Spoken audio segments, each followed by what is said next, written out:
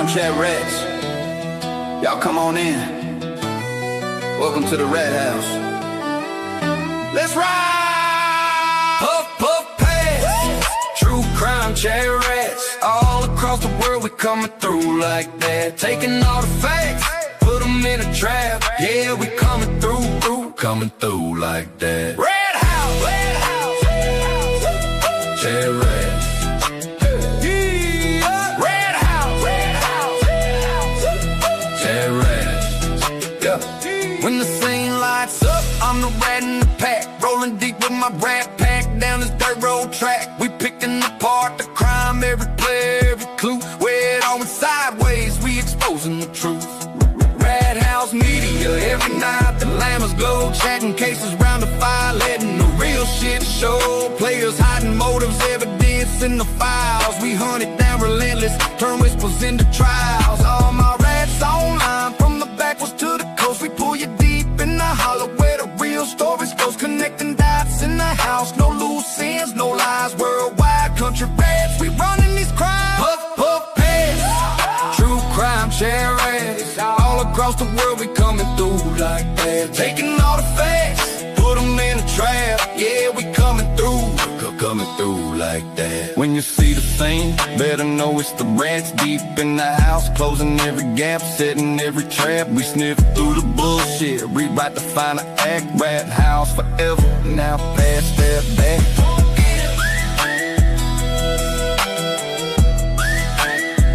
Now pass that back.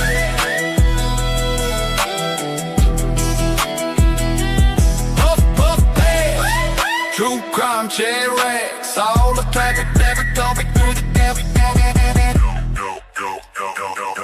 Through like that.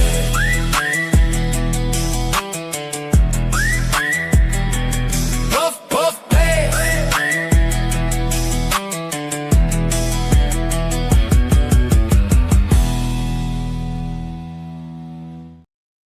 Yo, what up, internet peoples? Welcome to the Rat House.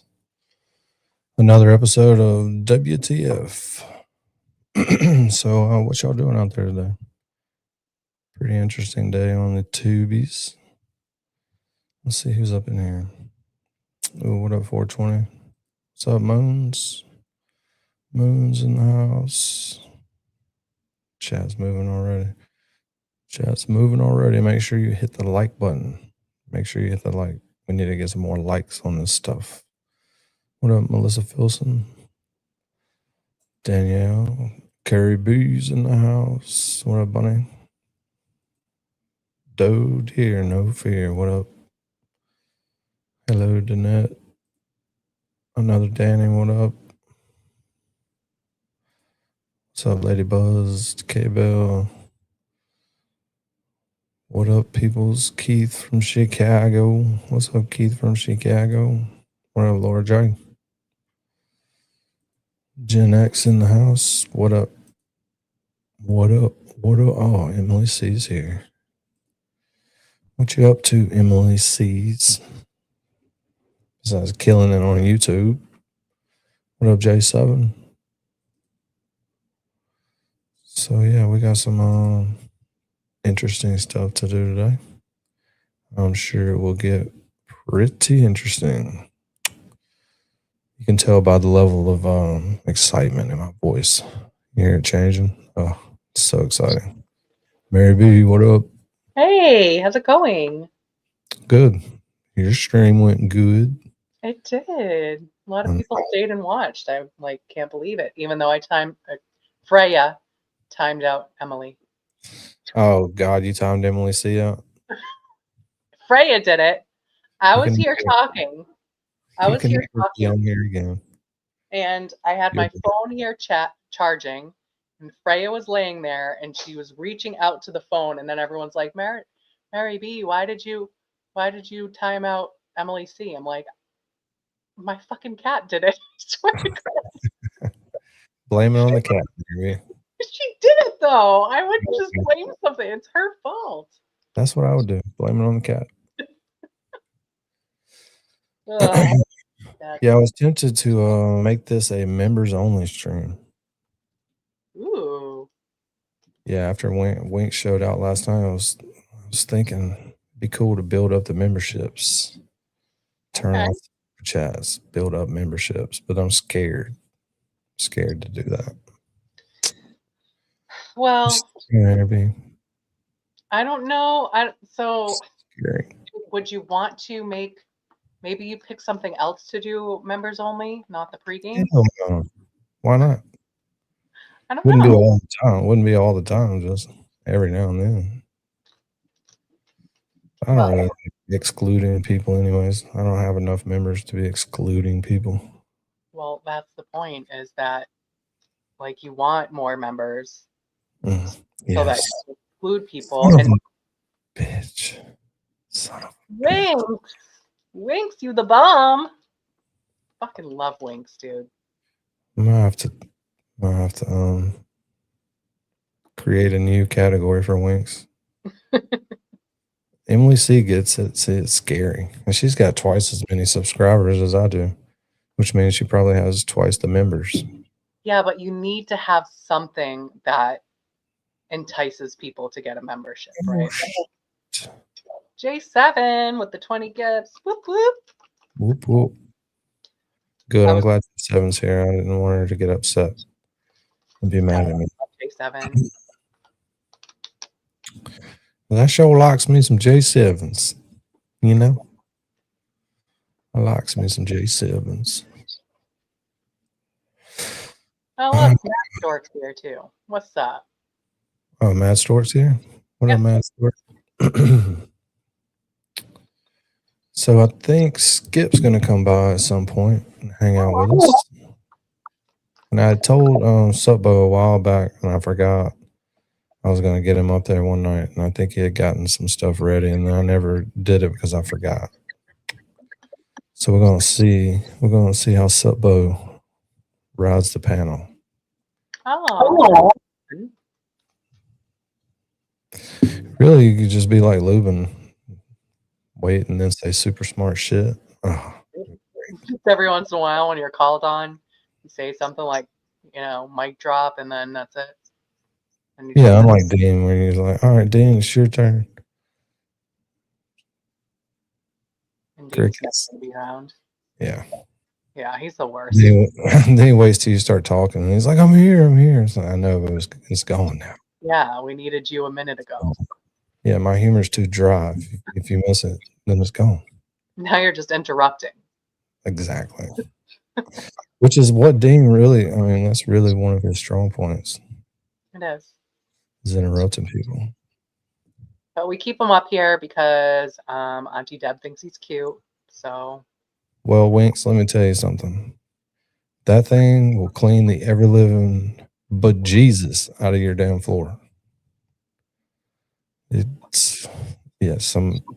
Obviously Winks sent me something off the Amazon wish list. Oh, yeah? Yeah, and it's a Shark vacuum mop thing with a roller in the front. Oh, that thing the fuck out of your floors. I went to the other night, and it was like a really busy restaurant, and they had one of those. It's just like a small, it's like a Dyson probably, but you just charge it on the wall and it's wireless, and you can just grab it real quick and vacuum. So is this. You don't have to worry. You don't have to worry about it. You can vacuum and mop with it. Yeah, that's what I need in my life. I need something low maintenance. If I have to plug it in, if I have to find a plug. It got all the dog hair and everything, and then cleaned itself when I plugged it back up. What I need. I was like, damn, that's nice. But I had a Shark steam mop for a long time. I love that steam floors. But I think this thing cleans better. It's not steam, but it polishes it on out, cleans it. Ooh, well, I'll love to get your review. Oh, it's a 10. It's a 10. Now we'll just see how long it lasts. Yeah, that's the important thing. What's up, Brittany? Before y'all send any more super chats, Fearless, I'm trying to figure out whether I'm going to turn them off and just do a members only stream. What do you think? You want to do that right now without warning? I was thinking about it. Just thinking about it. It's like Rat House roulette. It's always roulette something. Well, if you're gonna do that, you gotta talk about it for a little bit longer. I mean, if you're gonna do it, you gotta take a page out of the book of the. So last time I tagged the expensive makeup and was chastised for that. So I tagged a bunch of Revlon. Now I don't know the middle of the road for the makeup. Oh, this is good. No, this is perfect. This is shit that people can buy. You know, what's this one? We got some. YouTube's gonna collapse if somebody buys anything off of there. I've tagged 2 million products at this point. Please don't buy anything. It may fuck up the whole system. Some cream eyeshadows. Those look nice. Yeah, there's some stuff. Laura, if you can find Laura Geller makeup, that is that's some really good stuff for like the they have like little palettes that us you know, ladies in our 40s and such. It's good for a nice natural look, very quick. You use it like under 5 minutes, you got your whole face done. That's what I really want that right now. I want the Laura Geller set. So if you can find that, put it up there. Yeah. All right. Then we'll just do the typical. See, look, everyone in the chat's even saying it's good. Yeah, we'll wait on the but it will be soon because I really want to build up the memberships. Yeah, people get those memberships, and then you don't have to worry about missing out on that day that we do it. Yeah, we've hovered in this area for a few months. Need to kick it up. We need to kick it up. What's up, Calamity? Yeah, we'll do it. And plus, I've gotten too satisfied with the subscribers. Now, for some reason, I really want to get to 10,000. Really want to get there. I just want to get friggin' monetized. All right, ladies, talking makeup, I really have to bring this up too. Jones Road, Spotted Brow, another really good brand. This is some really good, like just a little bit of bronzer you put on your face, just darken it up a little bit. Good stuff. They've got good highlighter too. Jones Road. So if you can find that, Danny, put that up there too. Yeah. I did an easy goal, all-inclusive goal. So we need to do 2 goals today. And we need about 16 or 17,000 gifted memberships. That should be enough, huh, Mary B? I think so. I don't know. I mean, you would think, but you would think if 16,000 gifted memberships would bring a few people, but it may not. Well, I mean, it may not be enough for you though, Danny, because every time you hit a goal, and all of a sudden you need a bigger goal. It's just, you're such a man. You're just never satisfied. Well, I don't know what to say to that. It's a really good song in Hamilton. Have you seen Hamilton? No. Why not? Hey, Lubin. Hey, what's up, guys? Rob Lobes. Danny, Mary B, how's it going tonight? Did y'all have a good time watching me and Dean ride the panel last night? No, it was fucking stupid. I was trying to get everyone mad at you. I was like, Lubin, I guess we got to suck. That was hilarious. Dang. Yes, Charlie, the sock puppet master. That was disturbing. It is disturbing. Very disturbing. But it was funny though. What the fuck?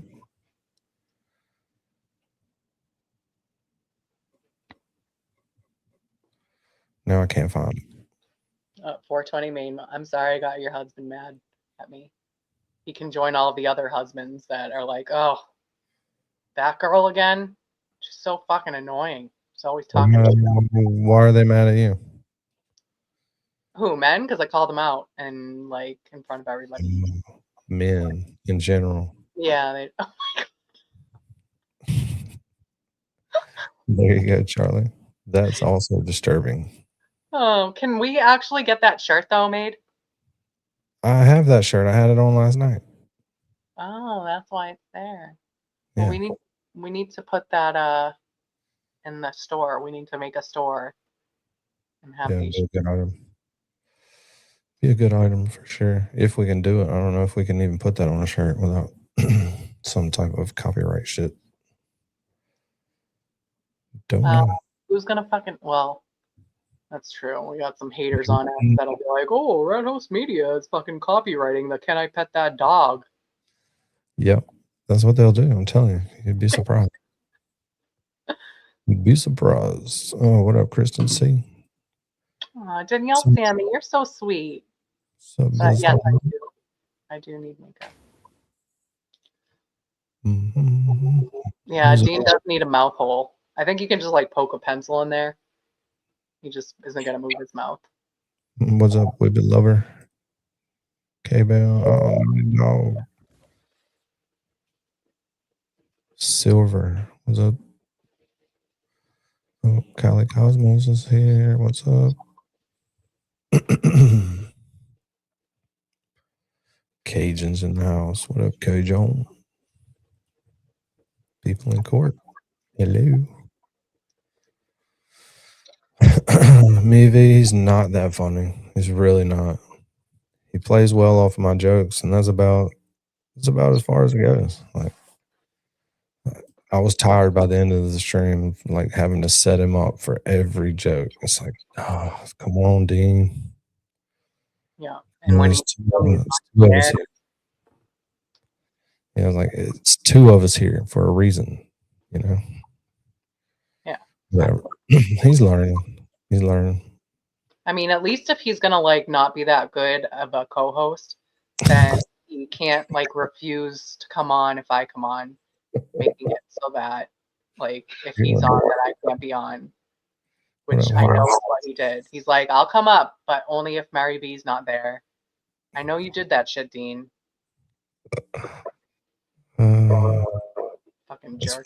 And it's despicable. Despicable. All right, so what we got to do for today is check out this video we're in. Yay!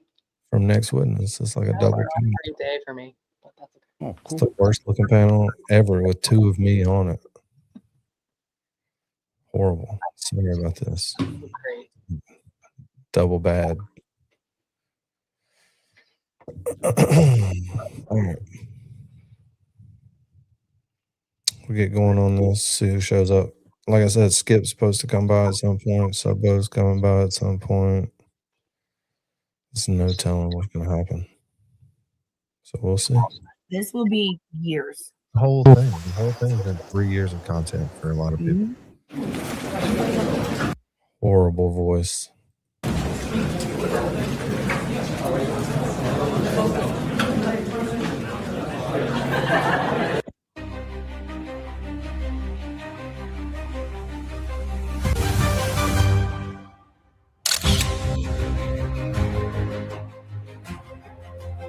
Why does she have to start a video that's going to get like 20,000 views with me?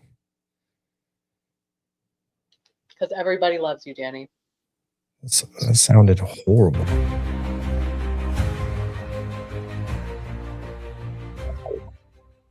Hear ye. Dishonorable. Me, Judge Jolene, is here to roast and react to the Turtleboy restraining order hearing.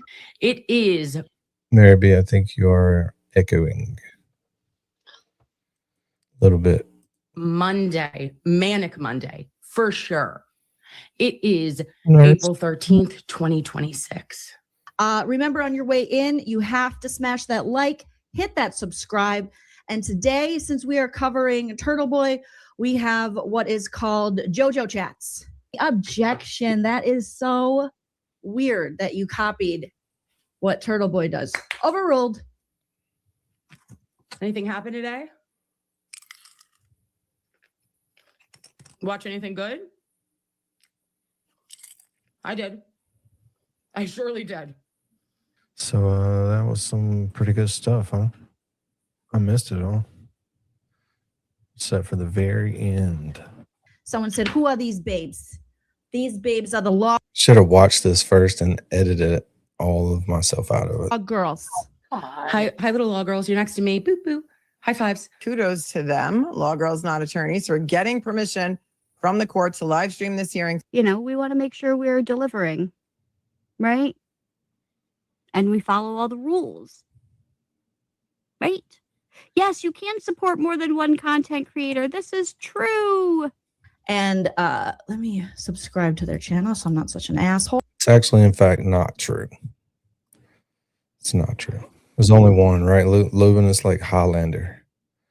There can only be one. Well, I was telling everyone last night in the chat that since it seems like you were ousting me, Oh that my God. everyone was going to have to choose a side, and they could not like us both. So I'm glad you smartened up and invited me. I didn't know it was that serious. I was just fucking around. I told everyone at the beginning, I'm like, I am announcing right now that I will be doing a bit today where I'm really mad about not being on panel. So if you've missed this message, it's not my fault. And then I took it from there. Oh God. There's going to be more of me in this video. I have to prepare. Oh, Wait. They sent me the link and said, please stream it. And so we are. And so that's awesome. Oh, Lisa, see, you got it going. You, Melanie on the TV and us on your phone. Thank you. all right. You can look them up. I'm going to put in the description of this video so you can go show them some love. Thank them for putting this up here. Because this is That's Jolene Lunzer. She does a lot of like TMZ type stuff, you know, a lot of celebrity type content. She has pretty good crowds. She's pretty funny too. She's it's funny. just a Zuma. Yeah, she's pretty cool. And you check her out. Moz can drop her link in here if you can find it real quick. I've been subbed to her for a long time. It's in court TV. We don't got law and crime money. I got into my own Zoom room, but the problem is if I'm in the Zoom room, I can't stop and rewind. So this is amazing. I'm going to put their link in the chat so you can give them a like and a sub for doing the Lord's work for us so that we can rewind. All right. So shout out to these law girls. Looks like maybe a mother-daughter. How nice. I do stuff with my mom too, but she doesn't listen to Metallica. All right. She likes the Supremes, but kind of the same. See, you can support everybody. So we'll just snipe Baker's stream. You can go back and watch it. Let's check it out. See what happens. Feel free to post your objections in the live. I want to see you guys lawyering. All right. Lawyer away. Throw it out. Objection, speculation, objection, leading the witness, objection. How many people have sent Turtleboy pictures of their tits? Like, you can object to things. All right. Let's go to Turtleboy. Part of my popcorn, but we're gonna be eating them. Okay, and how did you meet him? Through the Karen Reed case. Okay, and when you say through the Karen Reed case, what's that? It was a murder trial that happened in Massachusetts, and he Objection. Never start a loving relationship based off of a murder trial. There's lots of places you can meet the people. You got Dunkin' Donuts, go to Jen McCabe's house if she got a pool. But don't meet through schmurder. Okay, were some of this, did you feel that he was trying to control your behaviors by going on this show and divulging all this information? Yes. Oh, I love that question because that's what she did. These were after we broke up that he started doing the shows because he wanted me to lie. And in these shows, Wow. you know, did the shows ever like, Oh my God. ask for donations for kids? I'm not going to say anything about Will's microphone because I think it's hilarious. What is happening there? It just needed a little fixer. There's a trillion music stores in Tennessee. Well, he didn't need that, right? Wish list. With the freaking tape. Put it on the wish list. He's a powerful guy with wish list power. You can easily get whatever's broken right there. The problem is that microphone probably doesn't have the right connector for the mic arm. Come on, people. Figure out what he needs and send it to him. Here's my tab.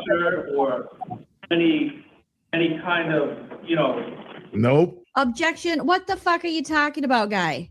Can you believe this guy? What is he like? Oh, in Aiden Canny's show, is he asking for money for kids with the C word? No, he's talking about his cock. Okay? He's talking about crime and cock, and he gets sent titty pics. All right? I don't understand. I don't understand what we're doing here.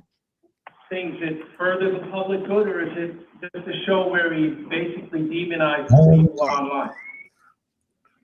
He definitely doesn't. That's a ask leading for money question. For charities on them. For Excuse me? He definitely doesn't ask for money for charities on his shows. It's mostly just attacking people. Objection to relevance, Your Honor, whether he raises money, excuse me, whether he raises money for things, there's nothing to do with her or this work. It doesn't. I'm just gonna move the mic, Judge. Yeah. Yeah, Damn. that thing amplified. Dude, her lawyer. I can hear her fine. Yeah, I'm just having a little problem. Dude, her lawyer is looking awful. Speaking to the mic. Where did she dig this guy up? Her lawyer definitely has some problems and may all stem from his military service because he cannot hear. You answer questions. So, sir, and I agree with Mr. Bradle. What does the fact that his show raises money for kids with cancer it doesn't? Move on to the point. Right. Move on to the Move point on of to the the restraining point. order. Yes. Sharing our sexual messages, mocking me sexually, mocking my mental health. All right, and then what? He and who made is he fun of speaking me. His audience to? and Okay, me. what's his audience? Do we know who they are? I know some of them, but not all of them. How about someone named Purple Kool-Aid Head or something? Yes, I know who that is. So turn on for a second. People get online and he just does some filming and they get on and watch him? Is that what you're telling me? And he'd get on this and throw it online and he'd talk about you. Yeah, he throws it online and he also throws it in. He meets lots of ladies. He tells us about it and he says he cannot be faithful. All right. I'm going to tell you because I'm the judge that knows a little bit more about this case. This is my partner in crime, Baldy McGee. Baldy McGee, I love you, doll. But yeah, that's what goes on over here. He does not understand a useful presentation. This is And amazing. 200,000 people would log on to see what he was saying about whatever it is he was saying? Not every time. Okay. But yeah, people just want to hear him. He tells the stories, talks about his wiener. He talks about true crime. He talks about how he can't be faithful. Wiener. He talks about his wiener. Courting Cox or something like that.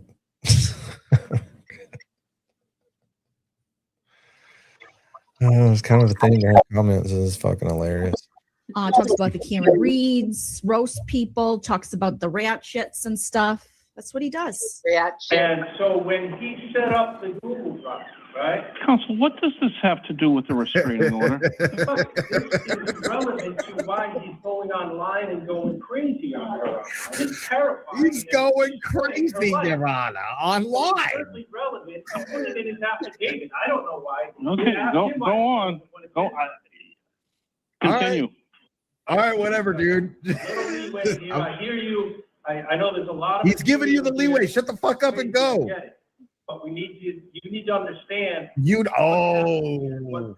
I really don't. I need to know whether or not the elements are met in a 209A order. I don't need to know everybody's ins and outs over the last 3 years and who allegedly did what to whom when.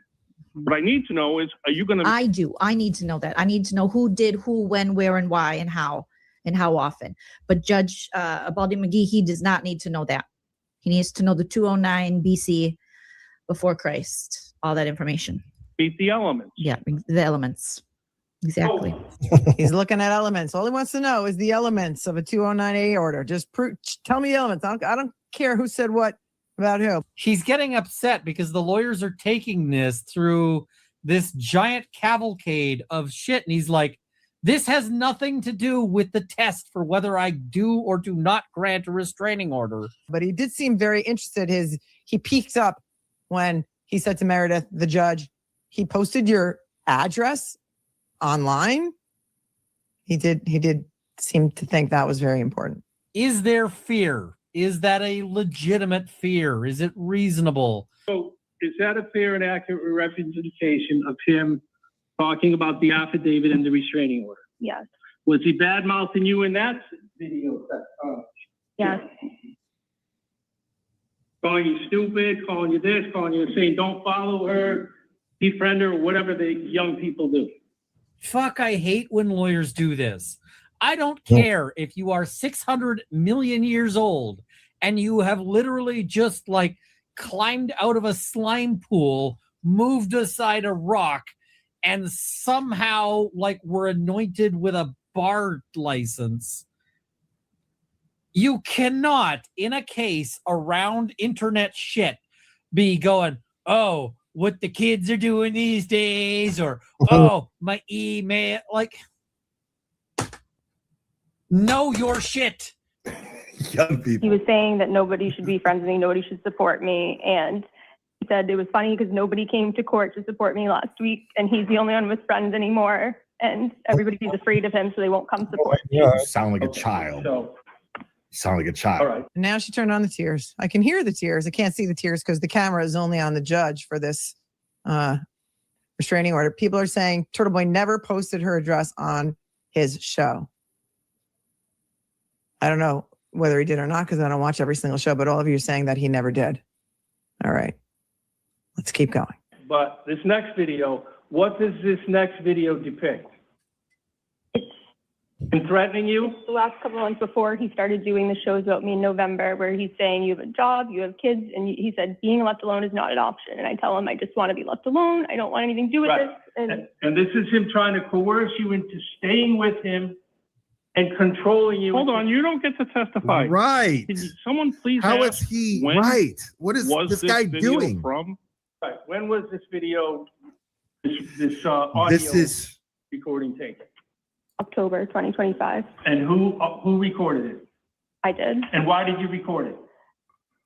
because I needed to for my protection. He called me threatening things, and I was worried he would eventually follow through on his threats to get me fired. So I wanted this. And he was also trying to frame me for recording Karen Reed. So I wanted evidence that he was the one who recorded her. Okay, but so What notwithstanding, a dumbass. hold on. Do you have this? This is a call that we contend, and I think she just admitted it, that she illegally wiretapped my client Oh my without his God. consent or knowledge that this We phone. got another illegal wiretapping. Holy shit. You guys, what are you, Trisha Griffith? Oh my God. It was intercepted, to use the statutory language. And it is the subject of her upcoming court hearing for wiretapping.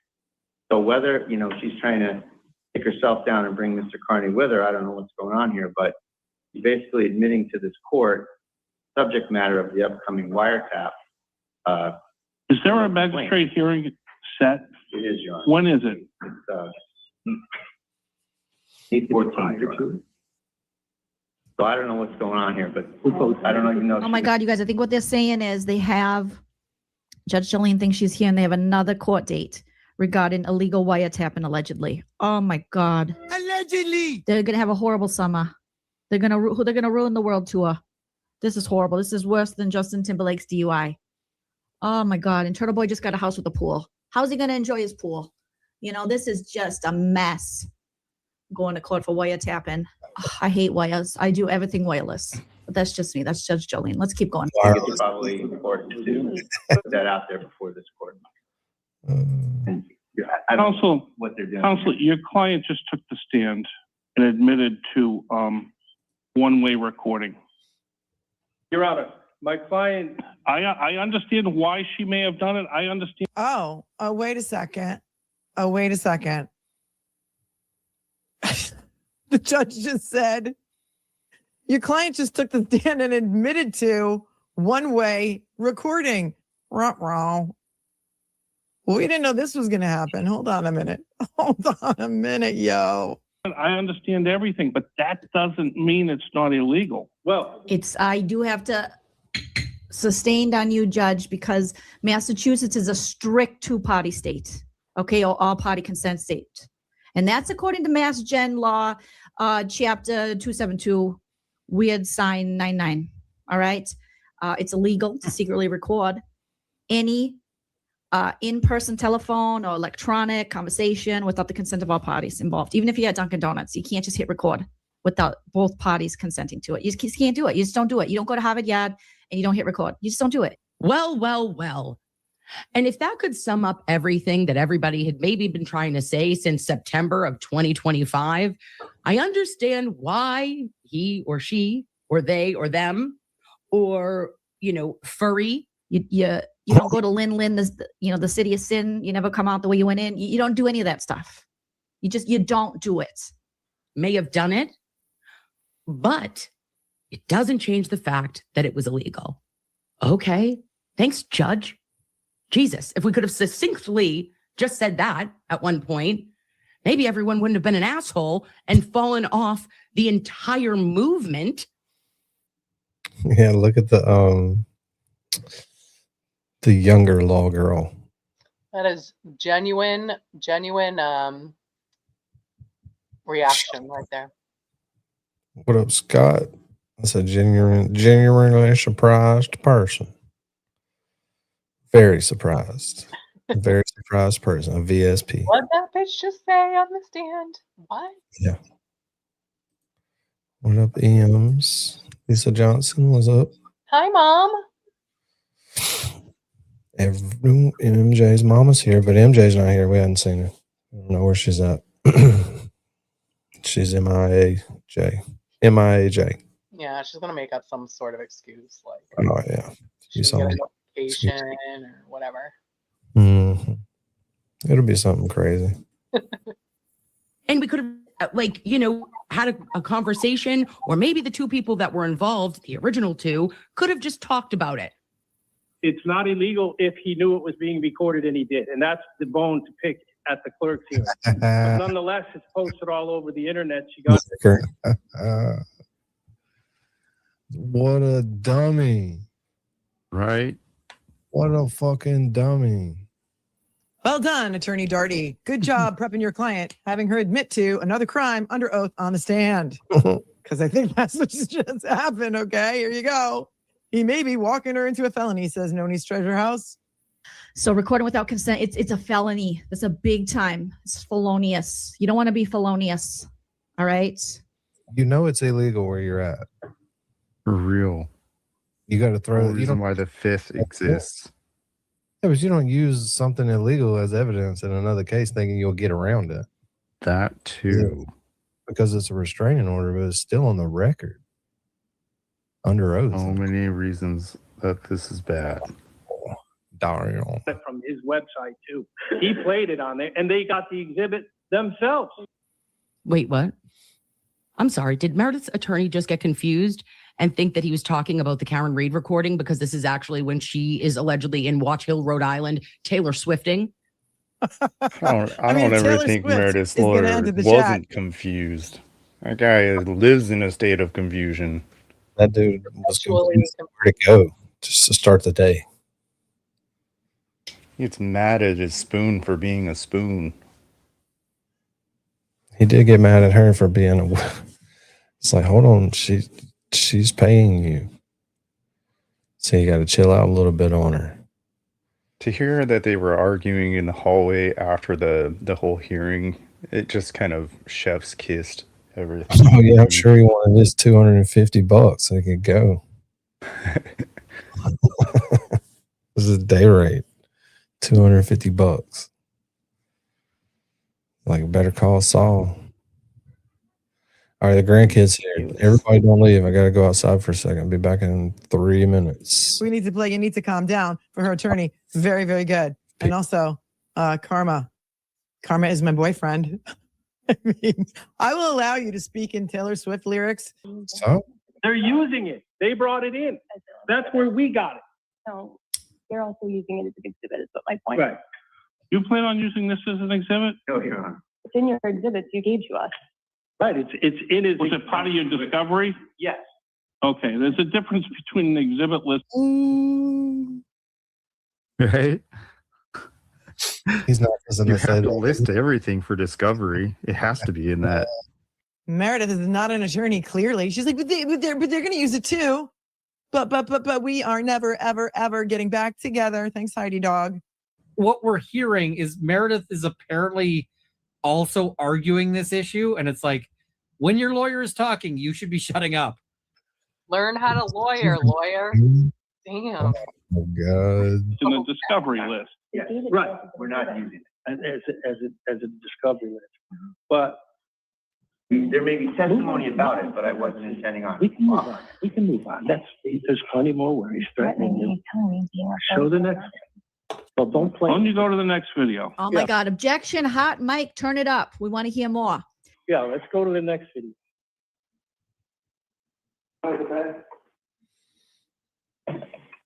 No, Meredith O'Neill. Hold on, You can't play it. stop. You can't just stop playing. The fuck is wrong with you? What is going on? This judge, everything. He's us, guys. He is us. We are him. I don't even know. He is every single one of us. The many-faced God, if you will. Judge's face is all of us right now. You can't pop that popcorn fast enough. So what is this piece of evidence, Smith? These are some of the first shows he did on me to his audience. Okay, when was that? In November, December, and then some of it's recent, just as recent as the So it was November and December of 25, and then November and December of 25, after you broke up, right? Yes. Okay. And what does this video depict? Him degrading me sexually, mocking adults, sharing where I work, where my daughter goes to When you school. say degrading you sexually, what is he doing? Threatening to put a video out there? No, he's sharing some of our sexual messages from when we are together, and then laughing about some with. And he's posting this to The 300,000 old comments people. that are the highlighted testimony are was hilarious 200,000. too. Don't give him an extra 100,000. He said a different number. I only gave you 2,000. Apparently, in some world, that's an important thing. Yeah, I understand, Judge. So, and where did this video come from? His own YouTube shows. His own show. Okay, so these are his words. Go right ahead. Hit play.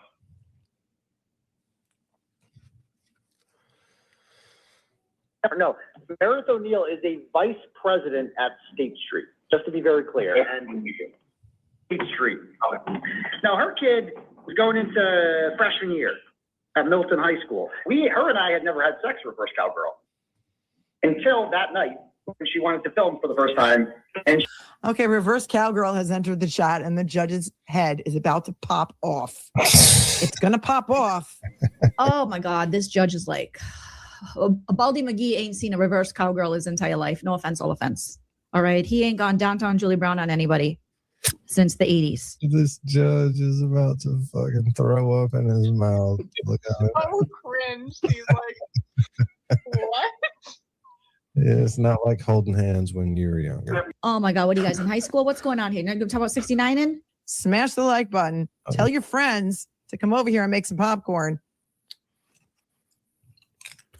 she wanted to film for the first time, and she wanted to do it Reverse Cowgirl because she had seen that he likes that. Like it was, and that happened. That was a real thing. And here's like another, I know. Oh my God, Daddy likes that. The judge is all of us right now, and I cannot even believe this is happening. Is this real? Is this live? Is this Memorex? Is this real life? The judge's face. If the judge says, "What is Reverse Cowgirl?" I'm gonna lose it. Jeez, Louise, you just ride it. You ride it like a pony, you know? His face gets increasingly more horrified. Like every sexting was like this. Like it was just so awkward and forced. And you know, like it's just so generic, ladies. This is not how like, does this happen?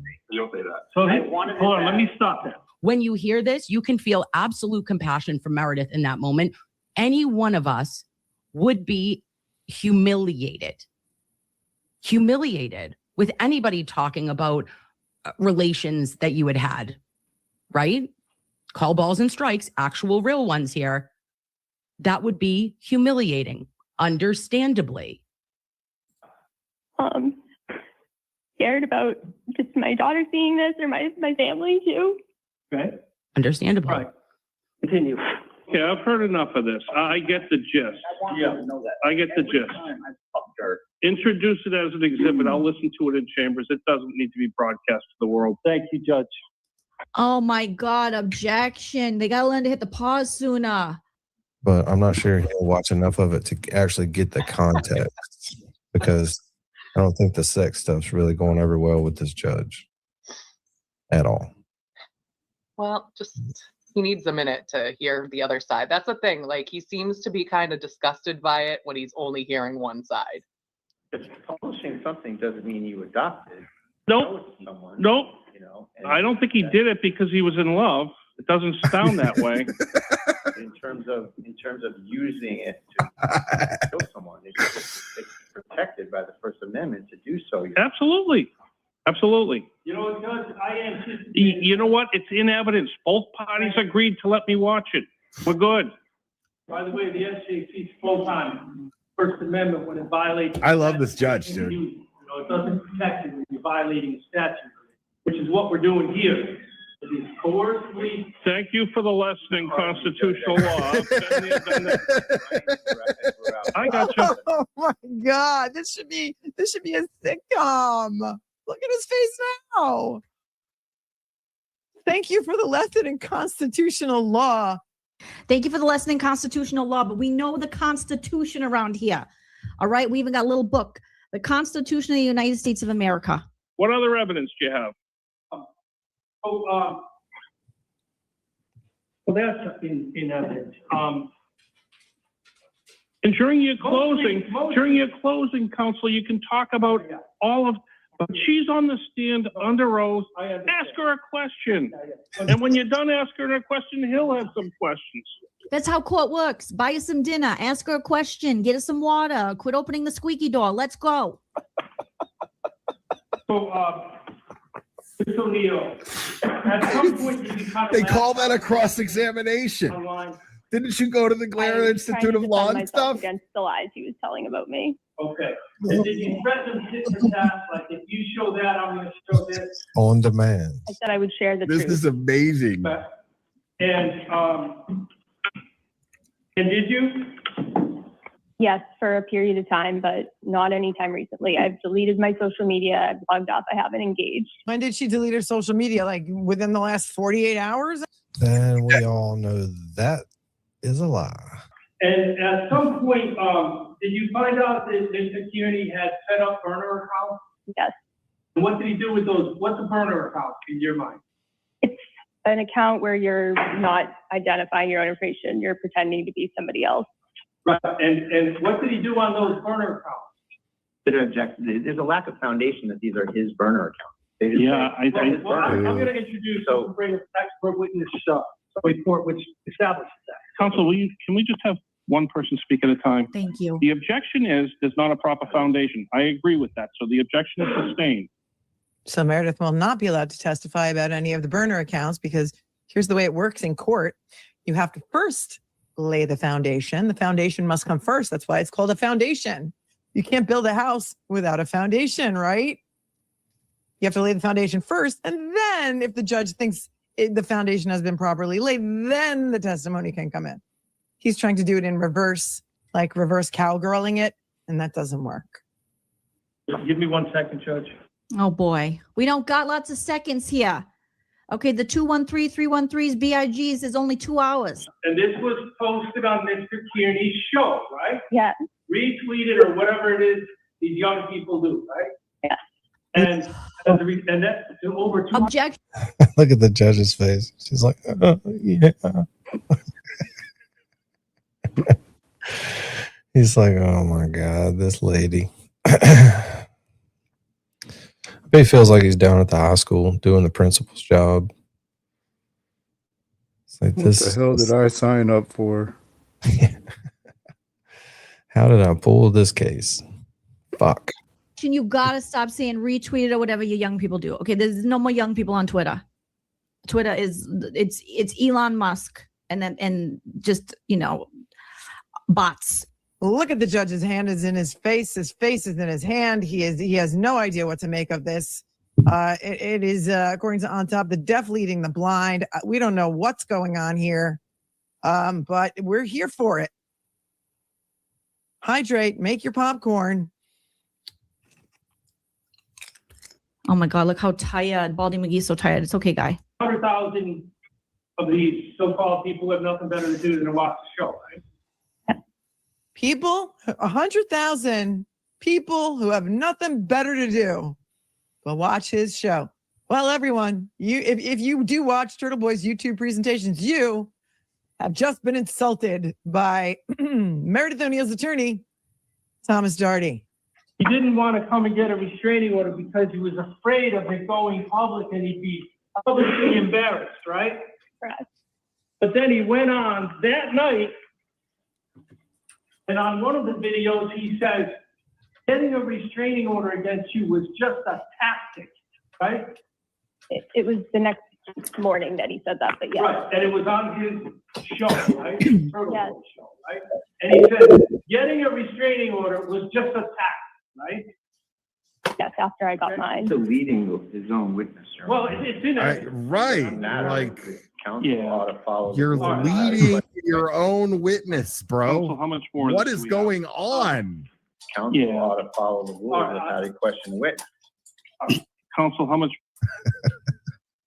I love the change. You can hear her lawyer like yelling everything, and then Bradel's just like, yeah, Bradel's so. I like how he just eased that in there. It's like, you could just follow the rules of examining a witness. Yeah. Just wait.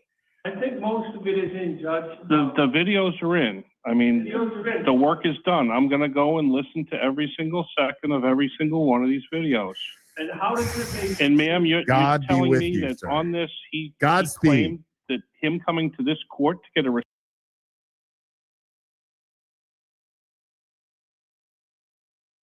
You're muted, buddy. Well, that's good. I said, let's build up some memberships, people. And I'm trying to get Subbo up in here. But yeah, gift up the memberships, people.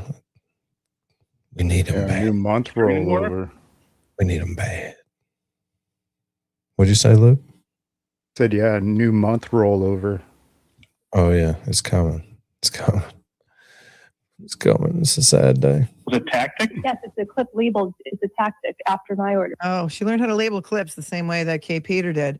I've never seen anyone look a judge in the eye and lie. That might not play well with this judge Right. based on his facial expressions. If it's proven that he said getting a restraining order against Meredith was just a tactic, the judge does not look like he will be too thrilled about that. That was a real mind. I knew, remember Aiden said that he was worried she'd just get away with it because she's such a good liar. Not a good liar. Her body gives it away, but the egregiousness with which she looks a judge in the eye and lies is, I'd be worried about God at some, I'd be nervous to sleep. Okay. I have no further questions. Counsel, anything for the witness? Yes, Judge, I have a lot. Do you want to do it yeah. for lunch or? No, we're going. Okay, I'm relying on you, Kylie, saying it gets better. Cause oh my God, does it get better? Cause I'll stay for better. But I hear he's not showing up. He doesn't. He's not his lawyer for this stuff. He's his lawyer for the other stuff. But good golly, Miss Molly, I'm falling asleep over here. We're going. No lunch. He knows this. He said he'd keep us there till midnight. Supporting him, right? You're dating him? I was his girlfriend, but I was never on his legal team. Well, what does that mean to you to be on his legal team or not? What do you? Objection, Your Honor. He said, I'll let her answer it. I don't know what we're doing, but I'll let her answer. I think that was The judge has just heard Ms. O'Neill's testimony. This is cross-examination. And he's like, I am so freaking tired of this. Are you a lawyer? Are you a lawyer? No. Are you a paralegal? No. Oh, I don't think she was on the legal team. No, that's my point. Nobody asked you to be on the legal team, right? No, never. And you never made any money or anything, and I never spoke to you about it. Mr. Federo never spoke to you about that, right? No.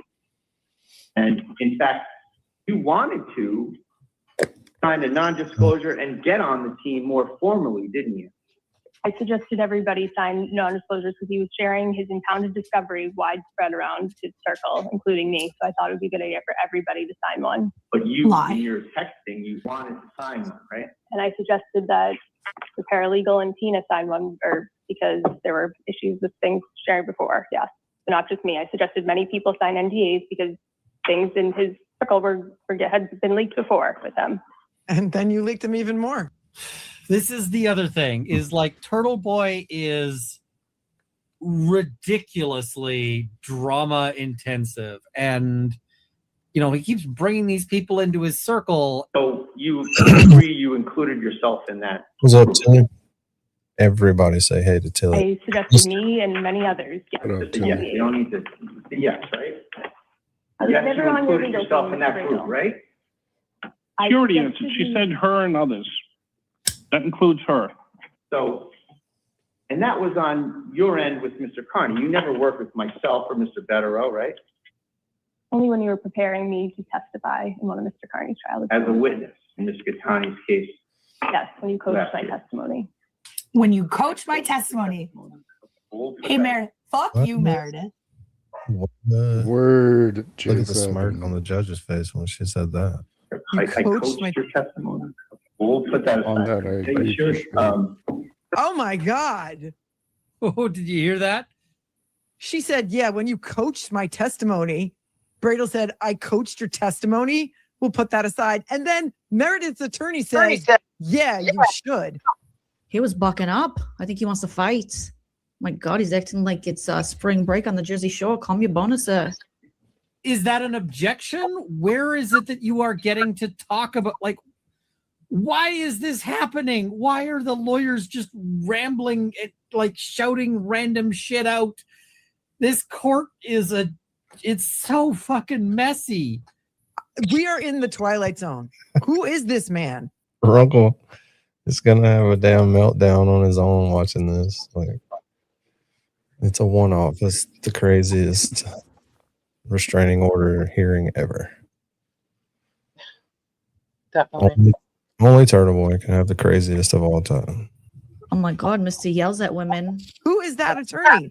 Darty. Here's the thing. He did some good reporting. The problem is that he's also doing some other dumb shit. And there can be both of those things can be true, right? Both of those things can be absolutely true. You were exposed to discovery in Mr. Carney's case, right? Exactly. He's never on the legal team. He shared things with me, his friends, others. None of them are on the legal team either. Well, And who regardless of disseminated whether them you to the are. public? You were someone he turned to for assistance to open this thing up, right? Yes, he asked to use my computer to open it up and asked me to download it for him and then run more reports on it for him. Yeah, I really don't. Maybe in your closing, you'll explain to me why this says. I will, Your Honor.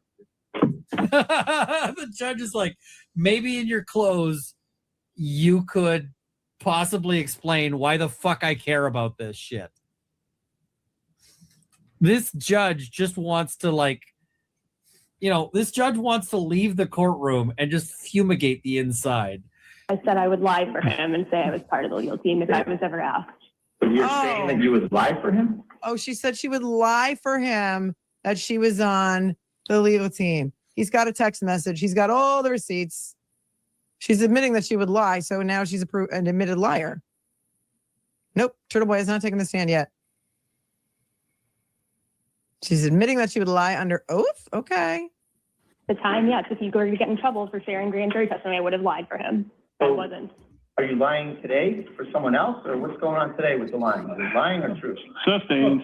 Sustained. You don't have to Sustained. answer now. You don't have to answer that. It was good though. It was good. That was some Alan Jackson goodness over there. Okay, I will say. Are you lying then? Or are you lying now? Are you lying both times? When are you lying? But once you admit to lying and the Coca-Cola Classic can't beat the real thing, and we got the wiretapping, oh my God, it's not going well. So you're right in there. I'm part of the legal team, right? That's what it says? sarcastic. If his phones were ever taken, like he's worried about, and he was in trouble for sharing things, I would have lied for him. Things have changed. I'm not going to lie for him and get in trouble myself now. Thank you. So the question then is, would she lie for herself? Right? Because that's a different thing. Chief, sorry for not stopping, but we got to keep the mojo going. He's got to keep the mojo going. He's like, I'm sorry I didn't stop for lunch, Chief, but I got to keep the mojo going. Here it is. She's admitted to 3 things under oath that could get her in a lot of trouble. Number 1, illegal wiretapping. She admitted it. Number 2, cocaine, doing cocaine, just a tiny little line, but then some more cocaine. And then she also just admitted that she would lie for him. She told him she would lie for him, but not anymore. Even under oath. And look, he said, I got to keep the mojo going. He had a panic attack that night as well, after you threatened to call the police and lie and say that he hit you, because you knew. Judge, he's calling her a liar. Because you knew. I think that's his position, counsel. Yeah, I know, but so basically what you see there is the other side is like, Judge, he's attacking her credibility, and the judge is like, yeah, that is what we fucking do here. I don't think he's cross-examining her to develop her truthfulness under oath. Because you knew. Right, wait a second. The judge needs his own show. He needs his own show. Because you knew. I love this judge, but I feel like this judge is aging every second of this trial. Like, this judge is just getting older as this goes on. Now we'll play the next video where Mr. Carney has the panic attack on the floor in your apartment. Do you remember that? He did not have a panic attack. He's on your floor crying like a child, isn't he? He was kicking the floor to make the neighbors downstairs wake up, and he wouldn't be quiet. We just play the video. Play the video. Play the video. Good. I don't care. This is a kangaroo court. It's a koala court now, folks. The judge is like, this is such petty shit. And the reason why is because normally when you're seeking a restraining order, it's like, why do you need a restraining order? This person beat the fuck out of me with a hammer. He was clearly having a panic attack. I don't know what else he would show that. Even Tim Bradle said he was crying like a baby. The judge here is like, they want a restraining order over this shit. When really what needs to happen is everybody needs to grow up. Just had a mental breakdown on your floor, right? No, he's throwing a toddler tantrum. Are you? Did you say toddler tantrum? Toddler tantrum. Okay. Wow. They're just like, okay. He's putting that back in his judge. It's judges. We have what's called, it's like a spank bank, but we put it back. We file it in our filing cabinet so we can pull that up later. Like, oh, you want our sympathy? You want us to feel for you? All right, look at his face now. He's like, okay, is that what you call it? You call that a toddler tantrum? He's clearly having a panic attack, ma'am. Now he doesn't believe anything about what she said. Her crocodile tears are all crocodile tears. You just threatened that you were going to tell the police that he punched you? Like, this judge has checked out of anything that comes out of her mouth about 5 minutes into her talking. So that's why he's like, okay, whatever she says, I'm not going to count it for anything. I would be looking at the videos. He's going to do with that what he's going to do. I know what he's going to do with that. He's taking that in. That did not look good for her to say that. She should have just said, yeah, I guess. Not a toddler tantrum. Not a toddler tantrum. It wasn't a threat. It was the promise if he kept sharing sexual messages to embarrass me with, I would share messages he sent me that were not privileged to me during our relationship. And he shared sexual messages that were embarrassing to you? Yes. And when was that? He's done it so many times last 6 months, I don't know where Many and to when. lose count, so you can't cite They're in one my, to the court, right? they're in evidence. They're in my voluminous affidavit. One of the many instances he said that. Can counsel either make an objection or not? Like, I don't. Counsel, talking to me. objection, they're in evidence. This is not a running conversation, counsel. What we do here as lawyers, we either object or we sit down and keep our mouths shut, okay? Yeah, Coach Sean. You may. This is how you lawyer. Thank you, Judge. Oh my God, we are at 2 hours into this hearing, and finally the judge is like, look, you either can object, in which case you make an objection, or else shut your fucking noise hole. Your noise hole should not be moving unless you are objecting or unless it is your turn to talk, because we are lawyers here. This is not like a fucking school ground. This is not like, you don't just get to shout shit out because you want to. Those two other videos where you're threatening to up the ante and release more, and you ain't seen nothing yet. Is this argument or a question? Isn't that some of the things Sure. you said? We just talked about this. Objection. Overruled. Sit down. Haven't you said things to that? Love it. I don't recall. You don't recall? Okay, well, we keep playing. We just talked about this. You got to object properly. Okay, objection. No, fuck off. Down you go. He's been told to take a seat several times. Keep a counter.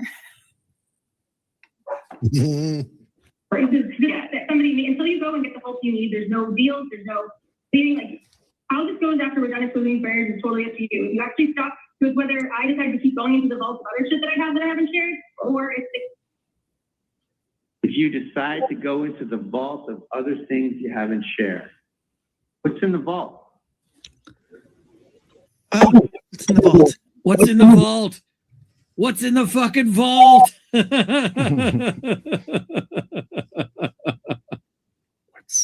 You don't want to see this, Mac? I don't know what context is here, but this is when he was identified as being State Street Mayor. That was an account dedicated to State Street firing me.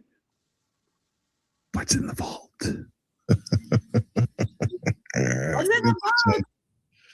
Look at the judge. He's like, what in the world is in that bag?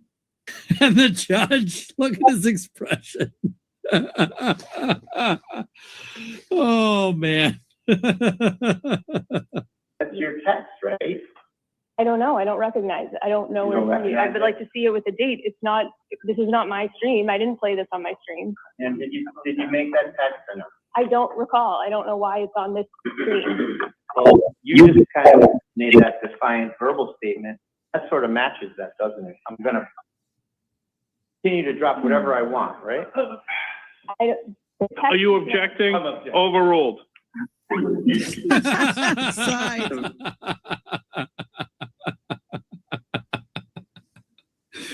Oh, this judge is my favorite just because he is like totally he's totally beyond giving any fucks at this point. So that was your text, and that's evidence of your state of mind about him, right?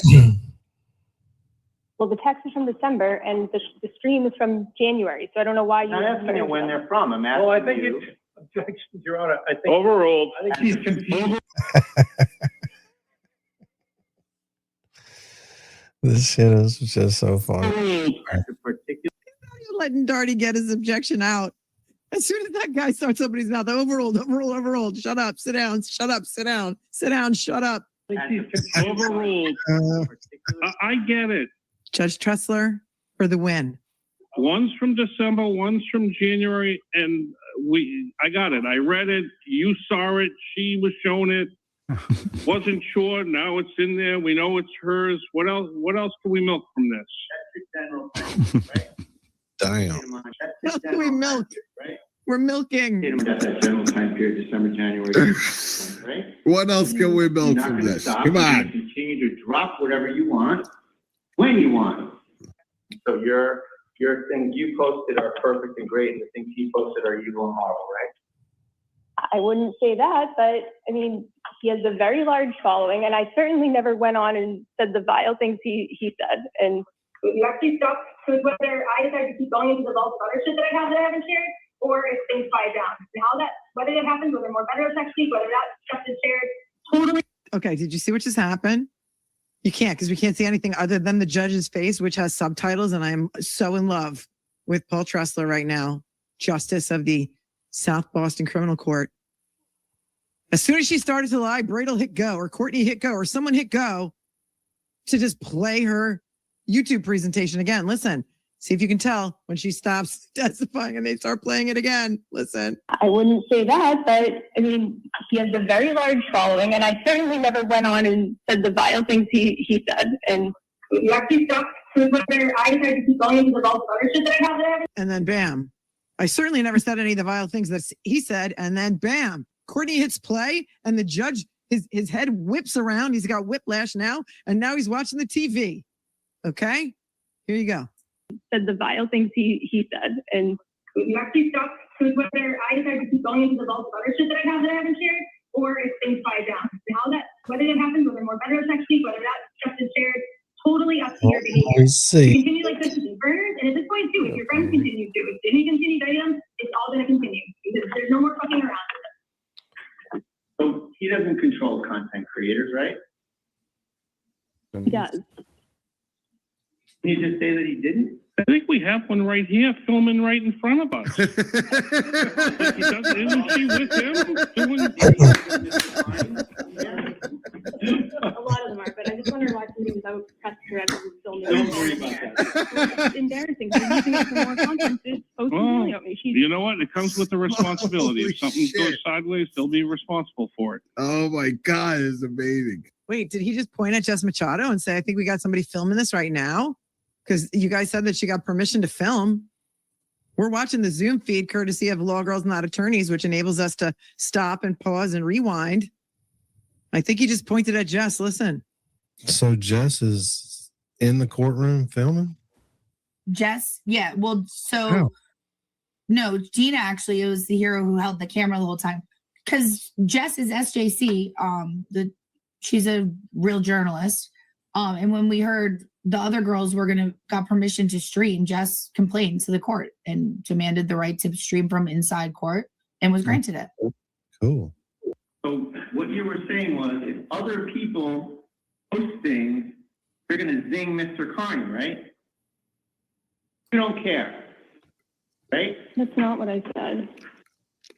Isn't that a fair characterization of what you said? Your Honor, I want to hear objection before I hear a word out of your mouth. Objection. Overruled. Sit down. Oh, I said overruled. Sit down. Everyone clipping this right now. Stop. Stop. He needs a show. Judge, you need a show.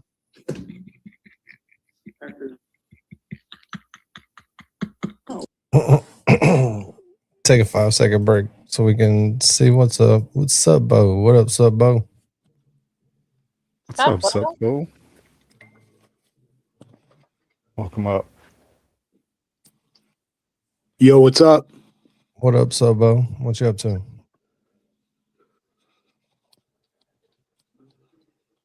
You up to the delay? Sorry, guys. I'm back. What you up to? What's going on? Oh, not much. Thanks for having me tonight. Oh, yeah, no big deal. I told you that a while back and forgot about it. It's all good. It's all good. Hey, Mary B. Hey, Lubin. Hey, chat rats. What's up, Bo? So glad to have you up here. What's up, Bo? Happy to be here, Mary B.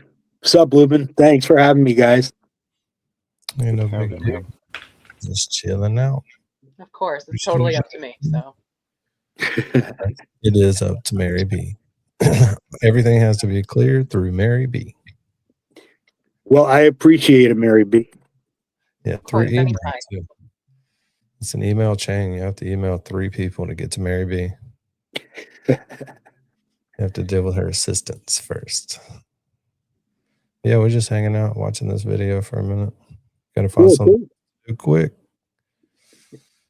Don't mind me. I'm gonna be firing up a doobie right here. So nice. Sounds like something that I need to do. What's everybody smoking on tonight? What is mine? I can't remember. It's not sitting right here. I can't remember. I'm putting a fresh cartridge on Tropicana cookie on. Oh, I have some Ethos Haze. Nice. I'm smoking on some dino poop. Ooh. Sounds yummy. It actually is. It's pretty fucking good. Pardon my language. Oh, there's no swearing here. That's against the rules. Sounds delightful. Sounds quite delightful. Anyways, I'm sorry. I don't mean to hold anybody up. You could continue on with the You show. can't hold this show up. It's not possible. Yeah, we're just chilling. Yeah, I talked too much last night, so I've been talking a lot tonight. Plus, we're in this video, and that kind of freaks me out. Yeah, I really don't know who's talking, if it's video us or real us. Yeah, it's freaky.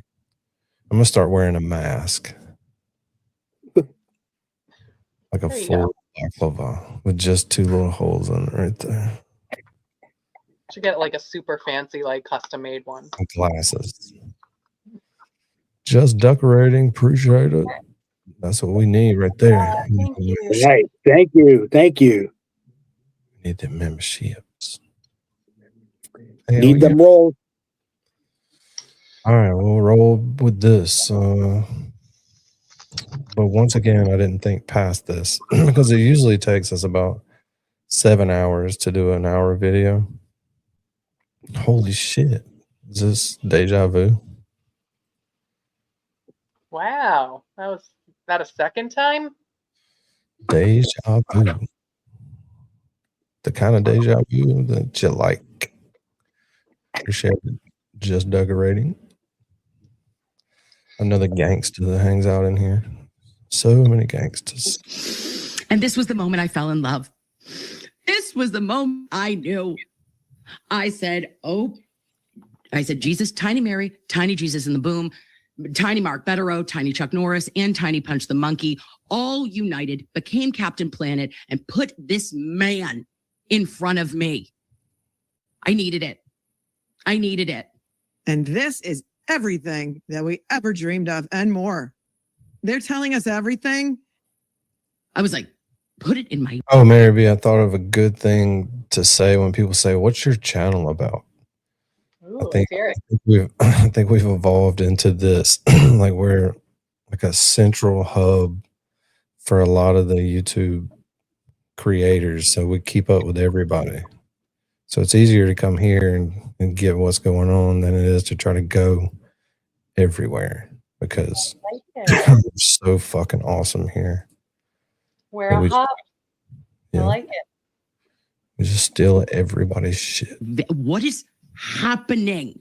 You tell that attorney that he was making the noises. I'm making the noises. We were squawking at one another. He is my people. He begged me not to share an email, I think, in that situation. He was begging you not to put more things out there, right? He said, I'll do anything you want. I'll get them to stop, right? A fair characterization of it? Meaning he was begging you to right, stop? yes. And it's sort of consistent with that text right on your chair there that I showed you a minute ago, right? He told me he made this post because his lawyers, Thank you, Peaches. telling people not to contact my work. And this, I didn't know at the time he was operating State Street Mayor, tagging them while he was telling people publicly to not tag them. Your testimony is that Mr. Carney's lawyers can control Mr. Carney? He told me his lawyers told him to make a post like that. So I don't know. Sometimes he listens to them, sometimes he doesn't. And when was that? Did he text Sometimes he feels like a nut, sometimes he don't. The shade, Mr. Bradle. The shade. But if we were all betting people, we would say plus 1,000. Probably plus 100,000. That Aiden is not controlled by his lawyers. Because if he was, then Mr. Betterow wouldn't have Arjuna and Mr. Bradle would have brown hair. Okay, our silver fox would be an actual brunette. There is no telling him what to do. You're upset about someone else on State Street, not Mr. Carney, correct? No, I'll allow that question. Yes, in this clip, I'm upset about it because when I was with him for You can say yes or no, and it's yes. Is that right? he's used her to go after other ex-girlfriends before too. With him for 2 years. And which is basically just your own words. Can you imagine if you actually did? Can you do me a favor and ask the court's permission before you just hit the play button? It's kind of rude. Judge, Like, I went from a question and all of a sudden you're playing. I'm sorry. This is the That's like the fourth time that it's happened. And the judge is like, what are we doing? Like, he's looking at the witness, then he's got to look over at the TV, and you really are supposed to ask permission to play. I'm kind of surprised they've gotten away with it at least 3 or 4 times already. This is the thing that I asked to play earlier. No, and I said yes, but the same thing. You got to let me know what's happening. I'm sorry, it's still the same. Judge, can I play the next clip? She doesn't know what's going on either. Sorry, She went from answering a question to sound behind her. Don't do it. I feel it. It's still This, the same this clip. wasn't given to us. This is The judge is like, come on. We are a society of rules. Another reason is also that it needs to be clear in the record. Needs to be clear in the record that this is not Meredith speaking in real time. This is Meredith's clip. Yes, I'm confused too. I agree with you, Judge Baldy McBalderson. I agree with him. Because I get confused because then they start playing and we don't even know what's going on. And also I'm hearing Meredith's voice, but it's fast and farther away. And I don't know if it's on a live stream. I don't know if it's on a podcast. I don't know if it's a recording from Turtleboy. I don't know if it's a voice text. I don't know what's going on. I'm not trying to confuse you. But why are you mixing a video or an audio from 1 year and a month later or 2 months later a text message? To show the court her state of mind. But you didn't say that though. You didn't. You pretended it was all from one. You looking at it and you're questioning. I didn't know until she said. That wasn't the same time. I'm not trying to confuse the court. Ask a question. He was pissed. You know how bad it is when you've got a Oh, judge yeah. like chewing you out for this shit? Yeah, he was. He had had enough at that point. He was about to reverse cowgirl everybody in the courtroom. It's kind of like a roundhouse kick, but it's just a little different. But A reverse roundhouse. yeah, it's that Chuck Norris strength reverse cowgirl.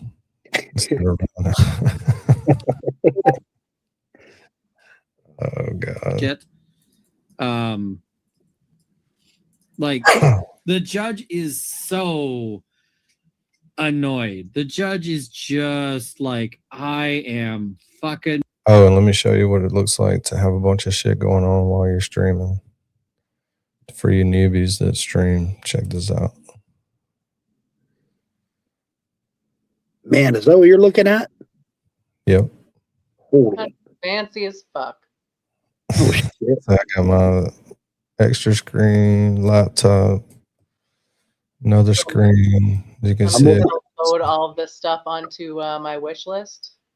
Yeah. And then So what you do is you take this screen over here and you put X on one side of it. You put Discord on one side of it. You put your StreamYard on your center screen, which is my laptop. Then on the other screen, I've just got YouTube so that it's bigger so I can see it. But if I needed to, I could split that one too. And then I have my iPad right here going so that I can chat. It's a lot easier. That's a sweet setup. do you have a keyboard that you chat with? No, just on my iPad. Oh, okay. It's easier for me. Okay. The keyboard is behind the iPad right there, so it's kind of a reach. You see me reaching, that's what I'm doing, trying to type something. So, that's a nice setup. but there's my little camera. That's OBS bot. It's a really good camera. They make more expensive ones, but that one's a really good one. You got your 4K. ashtray. Yeah, got my ashtray. Got a bunch of splitters and shit right here because it takes a bunch of cords to hook all this shit up. You can see my little console over there. Yeah, what does the console do? That's for my microphone. Oh, okay. Yeah, so that plugs into my computer and all of the sound and my headphones plug into that board. Yeah, so that's my whole sound thing. So you can tell it where you want it to go and what you want to come through there. But I have everything set to come through the headphones through. Yeah, I can't tag as many people because of the iPad, but I can't type. So that's a nice setup. Yeah, the guy I work for, his wife works in a medical facility. They were upgrading there. Oh, I'm sorry. So it gave me a couple of the big ones, the fucking giant monitors. So easy to see. Are you This- still going to be switching that out for the XLR? I want to make sure that the money stays consistent before I keep spending money. This one's working fine for now. Working perfectly fine.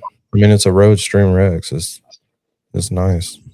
I would rather have the Go XLR, but you can't even buy one yet. So they're still on fucking back order for like a year. Yeah. But they're worth it. So whenever they're available again, I'll probably get one. But I don't want to spend a shitload of money and then it's like, oh fuck, shouldn't have done that. I'm tired of these clowns. He threw his pen. He's getting hangry. 5-minute recess. All right, recess. Now he's taking a time out. Judge just went, fuck this shit, and peaced out. Well, see, I've got everything spread out like that, so I don't have anything behind, like tabs behind each other. So if I want more YouTube, I'll stack them behind each other over here. But if I wanted to split them, I could split them. So look what happened. Well, I don't want to do it. You get a different view right here on the StreamYard screen if you're sharing a screen that's split. See how wide this one is. If I were to take this, I can't do it right now. Got too much shit open, but I don't have to switch through anything. My Discord's open. I can see it nonstop. X is open. I can see it nonstop. YouTube's open. StreamYard's open. Nothing's in the way. That's perfect. Yeah. So the mouse just, the only thing about this is you play a little game called Where the Fuck Did I Leave the Mouse? Yeah, because if you drag it across the screen you're sharing, it pops up the box, the little progress bars and shit. But yeah, you'll forget where you left your mouse. He's sitting there as they're trying to figure it out, and he's like, yeah, fuck this shit. I'm out. Peace, y'all. Bradle isn't winning anything right now. And I mean, I like Bradle normally. I don't think Bradle did a great job today. Bradle really needs to take these 5 minutes and figure out what. This laptop is an HP Envy. It's badass. It runs all this shit, no problem. I'll have like, I don't know, 15 or 20, browser tabs open, running StreamYard, sharing. Ugh. So as long as the internet's doing well, this little HP Envy, which is not, it was like $2,000 computer, but it blasts this shit. Screen, I wish it was a 30-inch screen now, but it's fine. It's still a nice setup. Yeah, it's fine. Perfectly fine. I just need 2 more big screens to stack on top of each other. And then one to connect up there. Because bigger is always better. Well, you can just put more shit up. You can go back and forth between all of these and share screen as long as it's a browser tab, not the one StreamYard's open in. So you can share all screens except for your hardcore computer components. Like you can't share your media player and shit like that. Oh, okay. So you can only share browser tabs that you have open, but not the one you have StreamYard in. Sorry. The hell is going on? Because he's not winning anything now. I think that he's struggling with that today, if I'm being honest. He was on a roll to begin with, getting her to say she did coke and all of that.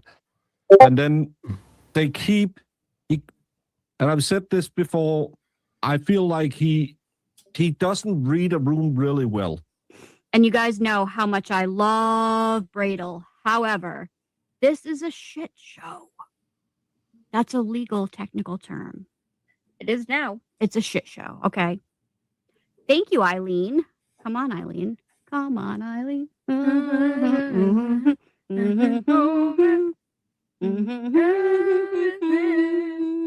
He knows that she lied. He knows that she used material, but the second he called out that Aiden gave it to her, so it's not confidential, he needed to, go a different route.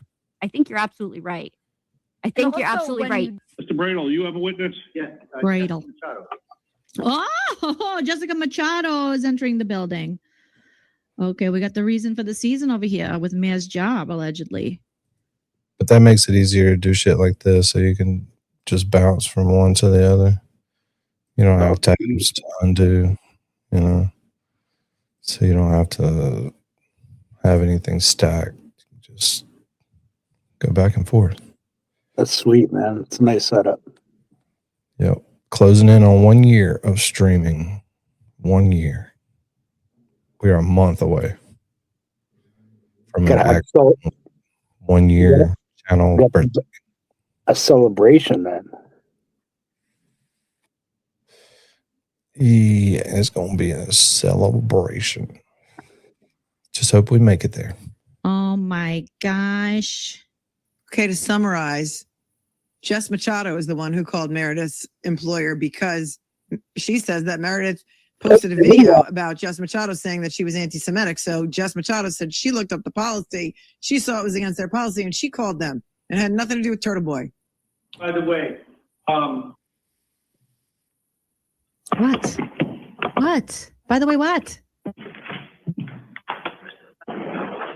I have nothing further. Oh my God. This guy goes, and by the way, he leaves us hanging. And then he freaking lets our bona fall.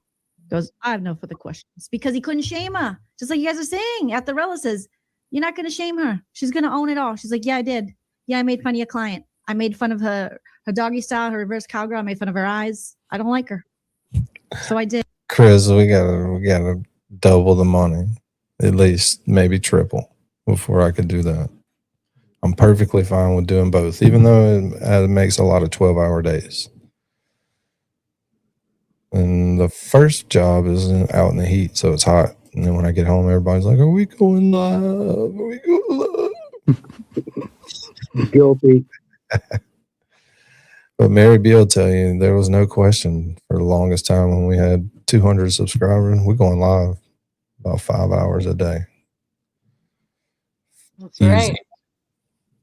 Good old days. And Yes. then you hit 201. Hey, we celebrated every one of them then, Lewin. It took us weeks to get each one of them. Like Gingy. Started getting all big. Yeah, me and Misty and Mary B worked on Gingy for about 2 months before she finally came. Yeah. Yeah, it was very secretive in the chats. We used Yeah, for 2 months I didn't even let people talk about it in the chat. I was like, no, I don't want to get in trouble and get kicked out. So if they find it, they find it. If they don't, and then the channel name was different, and it was really hard to find. Yeah, it was very mysterious. It was mysterious. Like, who are those? Why do I keep hearing about these chat rats? Yeah. What's a chat rat? You might not like it. That's fine, but I did it. You didn't do it. And I'm admitting it. Am I talking about that sex stuff? Yes, I did. Do I work for the Boston Globe? Hell no, I don't. Do I care? No, I don't. I'm an independent journalist. Read my Substack, bitch. Bam. Next witness. Finished the video too. It's a good day. Finished the whole video. That thing was freaking 56 minutes long. It took us only an hour and a half to do it. Hour and 45 minutes, I think. I'm proud of us. Is that some sort of a record? It is. We finished the video. Like, that's awesome. Yeah, that's true. Because I had another really cool video that I wanted to watch. That's pregame. Because if you're a real turtle rider, then you waited on this for a while. And then when we finally got it, it was like, oh my God, this is the best fucking interview of all time. What interview is this, Mary B? Alan Jackson. Yes, it is. That's the first time. Well, he didn't really use that backdrop for too long. No. But But we waited forever for Alan Jackson to do this. And I have been going through Alan Jackson withdrawals, trying to get him to get like his own reality show. So we can go to court with him like every day. Yeah. Or to the office. I'll go wherever he wants me to go. How many people do you think would be watching that live stream if they went to court with Alan Jackson every day? Ooh. Oh, thousands and thousands. Yeah. But this was an awesome interview. It'll make a good pregame, get everybody fired up in the Turtleboy mood. My favorite part is when Alan Jackson lays it on him and says, man, we could not have done this without you. We had all been waiting on that comment for so long. You know, because it seemed like he got his feelings hurt because they didn't do any interviews right out the gate, and then they did Runkle, wasn't it Runkle first? With Yannetti and Alessi. Yeah. And Alan Jackson had really been nowhere, and we were waiting on it, and we finally got it. So, magical interview. And we haven't watched this 1,000 times, but he just reposted it on his page the other day as just the interview instead of like the whole show. So it's pretty good. Yeah, I love it. I figured you guys would like it. Sure. Sure. Yeah. So let it roll. So we have here, we got Alan Jackson backstage. We're going to bring him up now. Here we go. Let's do it. Hello, Mr. Jackson. How are you? What's up, Slick? That's what I should call you, I feel like. Thank you for coming to my program. Long time no talk to. I don't even know what to call you. You know what, that crowd behind you, I got to tell you, that crowd behind you, I've got a new name. Yeah, what's that? It sticks. We got Crash Daddies. We've got Data Daddies. You're the crowd daddy. The crowd daddy. I like it. You are the crowd daddy. That crowd behind you is because of you, in no small part, because of you. So thank you for everything you've done for the Free Karen Reed movement. It's been amazing. Well, I was honestly happy to do it. It's like one of my proudest life accomplishments. It started one day on April 17th, 2023, when I was sent this tip from a guy by the name of Brian Johnson, a former Duxbury cop who trained John on the job in Duxbury. And as a former LEO guy, he said, something's not right about this. That's how it started. Yeah, that's how it started. But literally never heard of Karen Reed before that. He'd never heard of Karen. Like we both heard about it when John was killed. The police officer gets killed around. It's kind of big news. Sure. But then, like, honestly, like I've said this before, like when a cop gets killed, I usually have an interest in the story because it's always the same story. It's like some guy with 125 priors who never should have been released in the first place, sure. And there was a ticking time bomb waiting to happen. That's how Michael Chestnut died. Many other police officers around here. It's always the same story. So when I saw John O'Keefe was killed by his ex-girlfriend, I'm like, okay, what do we have here? Is it like, do we have a crazy ex? Does she have priors? I looked her up. There was not, she was just honestly a boring, financial analyst from Fidelity. And it just seemed like this horrible accident. And I had no take on it because I'm like, what am I going to say? It's horrible for her. It's horrible for him. It's horrible for everyone. I'm like, what? It's just a depressing story. I don't even want to write about this. And I forgot about it.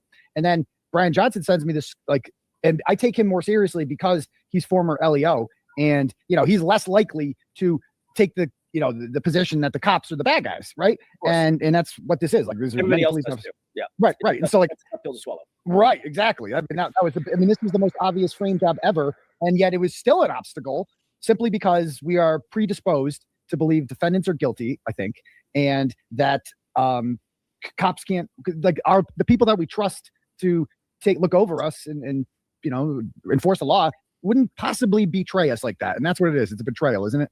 Right. No, it's absolutely true. It's funny.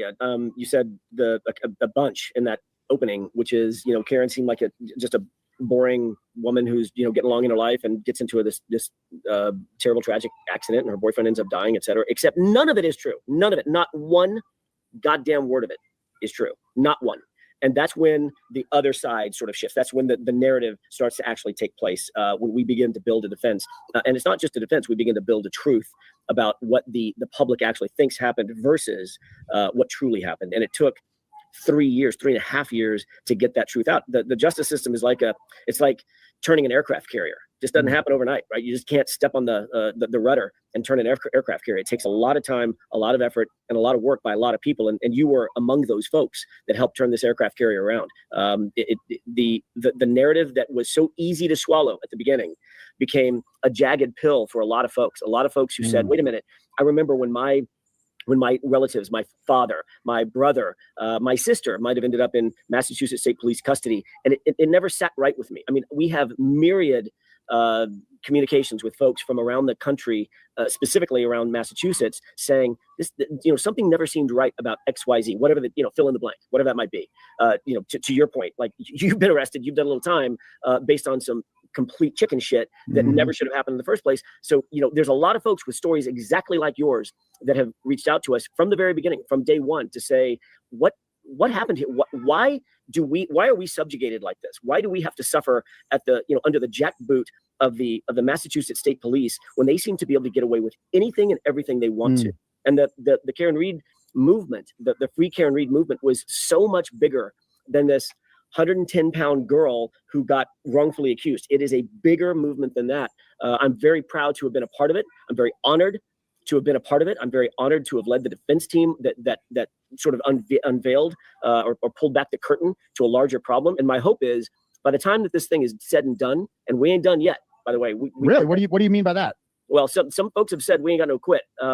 There's a lot yet to be done to fix the problems that sort of germinated this issue. So stand. Is that by. something you're sticking around for? Are you still like you're still technically, you haven't like I don't know what the word is. You're still Karen's attorney.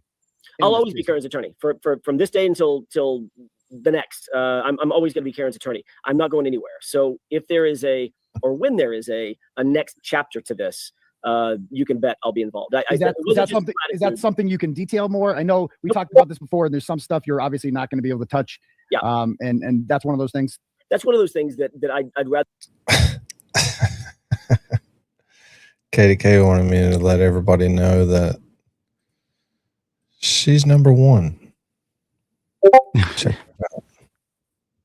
out. Aw, congrats, Katie K. Congratulations, Katie K. Yes. Regular RN's close up in there. She's close. Allow the system to, look, I was very circumspect about the times that I spoke publicly. It was very, very, very curated in terms of the and while I got it stopped, those things are geared towards people like me. I just like any kind of random little bullshit competition. Just makes shit more interesting. It's fun. I know people don't, some creators don't, it's a competition, not a competition. Might be. Could be if it was. Is. It's fun though, so anything that makes it a little bit more exciting, pretty fun. All right, sorry to fuck up the Alan Jackson. Sorry. Statements that I made on the courthouse steps. It was very curated in terms of the statements that I made or Karen made in any interviews. Those were nothing was by chance, and nothing was happenstance. Nothing was sort of impulsive. So when Karen Read on May 3rd, the first time I ever attended a hearing, it was May 24th. I apologize. Blurted out suddenly that we know who did it, Steve. That came out of nowhere. She just started talking. Was that planned, or did she do that? Did she go rogue? So Karen has never gone rogue in her life. You build XP by chatting, for one. Any other little thing, maybe sending the gifts, the jewels, super chats, all that adds XP.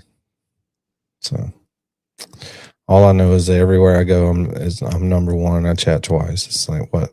I don't get it. It's cheating. Where is Iris? Speaking of somebody who accuses me of cheating all the time, I haven't seen her in a few days again.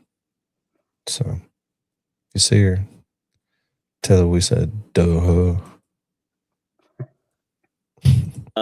So I'll revert back to the statement that I just made. Everything that Karen has done, everything we've done as a defense team, has been highly curated for a reason. There's a reason why we've made every single move we've made.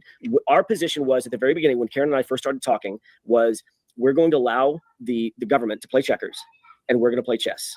So stand by. Nothing that Karen has ever said or I mean, use the word blurted out. It sounded like she blurted it out, but the reality is nothing she's ever said has been a blurt or a mistake or impulsive. We've known what our theme and our theory and our methodology of getting the truth out was going to be from the jump, from the moment Karen and I started communicating. So let's talk about the evolution of that. So David Yannetti is her attorney from February of 2022 alone until late September of 2022. Till August. Okay. And y'all were introduced to me in September, September 25th, but Karen and I had begun our discussions in August. Okay. And like me, the hook that got you was the arm picture. That was the one that stood out like, whoa, 100%. whoa. 100%. That's not a car didn't do that. Yeah, okay? It's been widely reported, and that's absolutely 100% true. As soon as I got the email and she said, let me attach a photograph. This is what the Commonwealth is saying. I did with a taillight. I immediately said, I'm in. So she sends you that, and you must get pitched with, potential clients all the time. And I'm sure everybody who contacts you is being framed. Everybody is the victim of corruption. Everybody's innocent, or not everybody, but a good amount. How do you weed out the yahoos and decide that Karen Reed's legitimate and you're going to take this? And am I right that you obviously don't take every case? Let's make sure there aren't any good spaces going on. And I think we listened to all of the other ones that we had yesterday. They were any good. I just don't like the arguing, the yelling. Yeah, no. Yeah. I don't like it. We can get in on something we need. You didn't even say hi to me? Wouldn't be opposed to getting in on a little something, if there is something to get into. That comes in your inbox. I don't. I'm lucky. I'm fortunate. Our firm is fortunate. We do get a lot of calls, and there's a lot of calls that we want to take, but we can't. There's reasons why we can't. There may be financial reasons. There may be geographical reasons. I can't take a case in Alaska at this time because I'm trying another case at this time. Whatever. We do get a lot of calls. The thing that changed everything for me, and Liza, by the way, Liza has an office literally physically right next door to mine. Like we share a common wall. And I called her in with our very, very elegant intercom system, and it sounded a little bit like this: Liza, get your ass in here. Oh my God. I just screamed across the through the wall, and she walked in, and I told her about this email and this conversation that we were about to have. And it was probably about, I may be wrong on the time. Karen would probably be able to fix it. She has a better memory than I do, but it was about a 15-minute conversation. And I said, every hair that I have on the back of my neck stood straight up. And I was like, this is not right. This is not, everything that I'm seeing suggests something is desperately wrong with this prosecution. And look, I was only brought on as a very humbly, behind David as a consultant. I wasn't brought on as lead counsel, and that's my normal role. When I take a case, I usually walk in with that imprimatur as lead counsel, and I control the entire case. That's just how I'm built, and I've earned that over decades of trying cases. But in this case, I was like, okay, I'll take a backroom role and see what happens. As we began talking and we began discussing the case of geofence data and really technical cell phone data, which I was very good at the time, I started realizing there's a broader issue here. This isn't going to be a technical defense. This is going to be a full-throated, full-blown defense of an innocent woman. She did not do this. And if you want to call it, she was framed versus, which is what we really postulated in the first trial, versus the data shows that there was no collision, which is what we postulated in the second trial. And you saw that. I mean, the beauty of sort of young law students watching this is they saw the transition between defenses. Both defenses were valid. By the way, I mean, I'm very proud of the fact that we acquitted her twice. You did. I said 24-0. 24-0. Exactly. Actually, by the way, we've heard from 6 of the. I've told by sources all 6 alternates also said not guilty. Correct. So no matter who you picked. Oh, I forgot to show y'all yesterday this awesome thing. This is fucking awesome. Check this out. So this is JFK. The 3 Stooges watching the 2 of the Stooges reading a super chat from JFK. Look. Wow.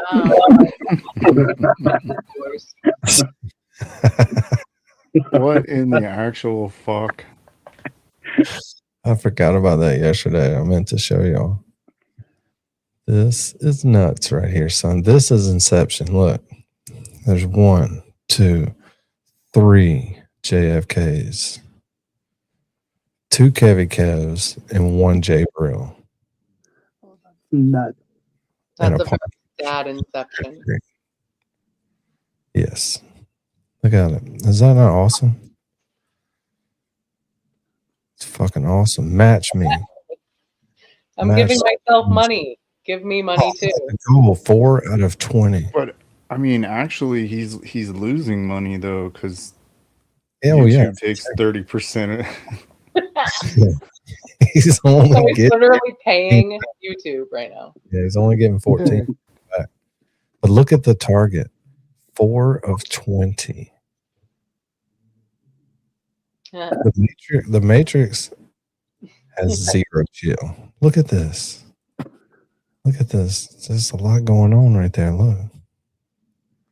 Match me, match my energy. Match you bowls. Not the sharpest tool in the shed, is he? I don't know which one is No, going he's not. more concerned.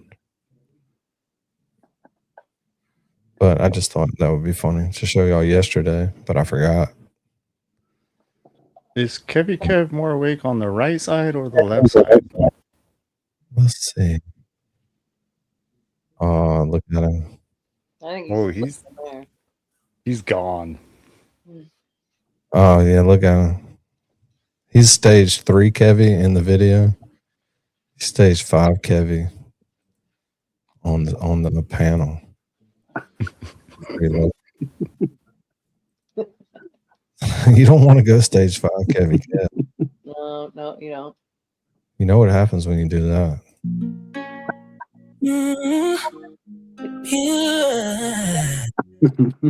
Kevy Kev. Let's think about it. Deep thoughts with Kevy Kev. Staring at the wall like, what if? Deep thoughts with Kevy Kev. That's the question, forgot the point, missing its matter. What if time ain't real, but lunch still is? If a thought thinks itself, did it ask permission first? Hold up, never mind, that's deep though there. Deep thoughts with Kevy Kev. Eyes half closed, nodding like he solved it. Deep thoughts with Kevy Kev. No answers, just vibes, baby. Interesting. Let that sink in.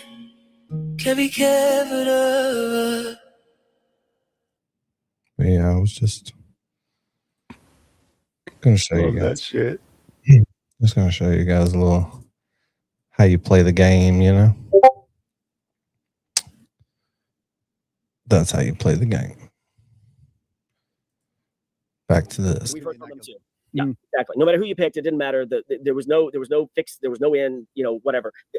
Everybody that would have been on the jury would have acquitted her 100%. Now let me ask you something. Was your change in strategy this time around affected at all by my interview with Ronnie? Because it seemed, not to toot my own horn here, but it seems like a lot of the things, like Ronnie it was painful listening to some of the things he said, right? But I had to ask him. And I had to maintain my composure asking, even if he was driving me nuts. But I thought it was really important that the defense heard this. Did you watch that interview and did it shape how you changed your strategy in the second trial? I did watch the interview. We all watched it. I that was a sort of a must read, as you will, as you think about it. There wasn't one specific thing that Ronnie said that changed our mind. It was a sort of a panoply of, or a myriad information that was coming to us. Your interview was among the chief among them. The car insurance question, you asked that one. Absolutely. 100%. That came directly from your interview with Ronnie. Ronnie said, as you remember, obviously you asked the question. Well, we thought that maybe her insurance company had some interest in hiring experts and doing such and such and so and so. And that kind of makes sense. That kind of makes sense that a juror might reach that conclusion. Look, they're not stupid. I mean, these are intelligent folks. And part of the issue that we had was perpetrating what we always considered and what I always said. I've been waiting on somebody to say it. Thanks, Laura J, for saying it. Everybody needs to be listening for the part where he thanks Jay Brill for everything. From the beginning, he's perpetrating a. Oh, yeah. He says it a bunch of times though. We're perpetrating a fraud on the jury. We are supposed to be in a. Yo, what up, Kazi G? What's up, people? What you up to on this fine Sunday? Oh, not much. We've been tracking your movements around the internet. Yeah. We You got come in here, you don't even say hi to me. Yeah. What the? Yeah, I did. I was like, hey, Nina, how are you? Usually, Sorry, I just had to. They you say, did not even say hello. You didn't say. They didn't even say hello. You didn't say My hello? little friend. Yeah. I just don't understand why all the yelling. I don't like it. Don't like. When you come up here, I don't want you to be fangirl, Nan. Okay. But then I'm going to go on a 15-minute thing about fangirl, Nan. Okay. Say you've been to jail. I mean Yale. Can you mute yourself while Nan's talking, please, sir? Yeah. It's like, God, Oh, dang. man. We don't Those do bitches drama wore me here. out, man. Those bitches wore me out. Yeah, that was crazy. Yeah, And then you were very patient. You were very patient just waiting cut for your turn. yeah, we watched a whole fucking hour of that shit waiting on you to talk. Imagine how I feel. I know, Like, hold on. I was just about to get into but we could have skipped, but we listened to the whole thing anyway. So we had a lot of like perspective by the time you started talking. I know. I watched the I didn't even know you guys were covering it until after. I was just about to get into like Nan, like why did you like attack like Melanie and Kelly Reed unprovoked? She's like, unprovoked? Yeah. Provoked by Lana. What are you talking about? And then Nina just ousted me from the, you got to go. You're being mean. I'm like, okay. Yeah, that was wild. You were making a good point. I couldn't have you stay. Yeah, exactly. This is not good for my narrative. Don't You know go. what? Mitigate the case here. And all that she wanted was for you not to go against Nan. That was it. Nan didn't seem to have a problem with it. That's the weird thing. No, I like to have some discourse about this. I'd like to talk to Posse. Yeah. And then, yeah, there you go. No more spaces. No. No more lemon pledge. More lemon pledge, please. No more lemon pledge. You didn't say hello. You didn't say how you doing. I want to know more about you. Nina, come on. Aren't you guys supposed to be going out or something? Yeah, I said, yeah, you want to, I don't know, grab lunch in Switzerland or something. I don't even remember what I said. That was it. Yeah, But like how, and then she said, you talking shit about me? Like, no, Nina. That about? Nope. I talk I'm not talking shit about a lot of shit about your co-host. A lot. It's well documented. But she doesn't seem to have a problem with it, but you do. That's funny. You admitted that, so why does she think you would lie about her? She wanted you to have talked shit about her so bad. She was like, I will find it. I will find it. Why you do this? I don't remember, but I'm going to find it. Like, what was it? What did I say? I don't know. But Where I did remember. I put that reason that I hate Kazi? Where is it? Yeah. Remember. I'm like, I don't know, Nina. Like, when people say shit about me, I'm pretty sure I know what they said that pissed me off, but you just can't seem to come up with it. But okay. Yeah, so we've had like a low jack on you the last couple of days. Yeah, I'm glad somebody has. Oh, here comes Freya. She's going to start blocking people again. You know, that's funny, Mary. Right as you say that, Brando is jumping up on me right now. Oh, it's because they're in love. See, This must be everyone, they think it's just going to be the orange ones that love each other, but no, it's Freya's very slutty. No, all kitties. And people give him my cat a hard time on X. Oh, hell no. You don't want to go there, dude. No, definitely not. Leave the Don't fucking cat people have alone. anything better to do? Kazi, that's Sup Bo. Sup Bo's on the panel today. Sup, Bo? Sup, Kazi G? How's it going, brother? All right, man. Good to see you. You're in Canada, right? Yes, right across the border from Detroit, Michigan, and Windsor, Ontario. Nice. Detroit, nice. It's like a sausage. Nice to meet you. A what? Sausage what? like a sausage fest in here. That's rare, though. Yeah, it's rare. Do we use I jelly or know. jam? I feel like a lucky girl. I think Mary B's tincture's kicking in. What I Oh think. no, I just took a bong hit. Oh, no. It's kicking in. Sorry. It's funny.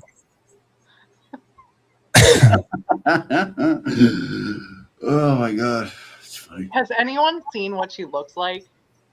No. Mm-mm. No. I'm gonna fucking fall out laughing if it's exactly like this. Nope. Dude, if she looks like this any fucking way possible, I am going to lose it. You know how I am about losing it. I'm telling you. Well, you know she definitely has that hat that she wears often. Yeah. Oh, hi, Brando. Has Brando blocked anyone from your chat yet, Kasi? Not yet, but he does try to walk on my keyboard.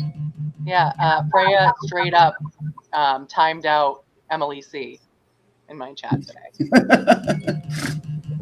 What is why is that flashing going on over? What is going on in my picture here?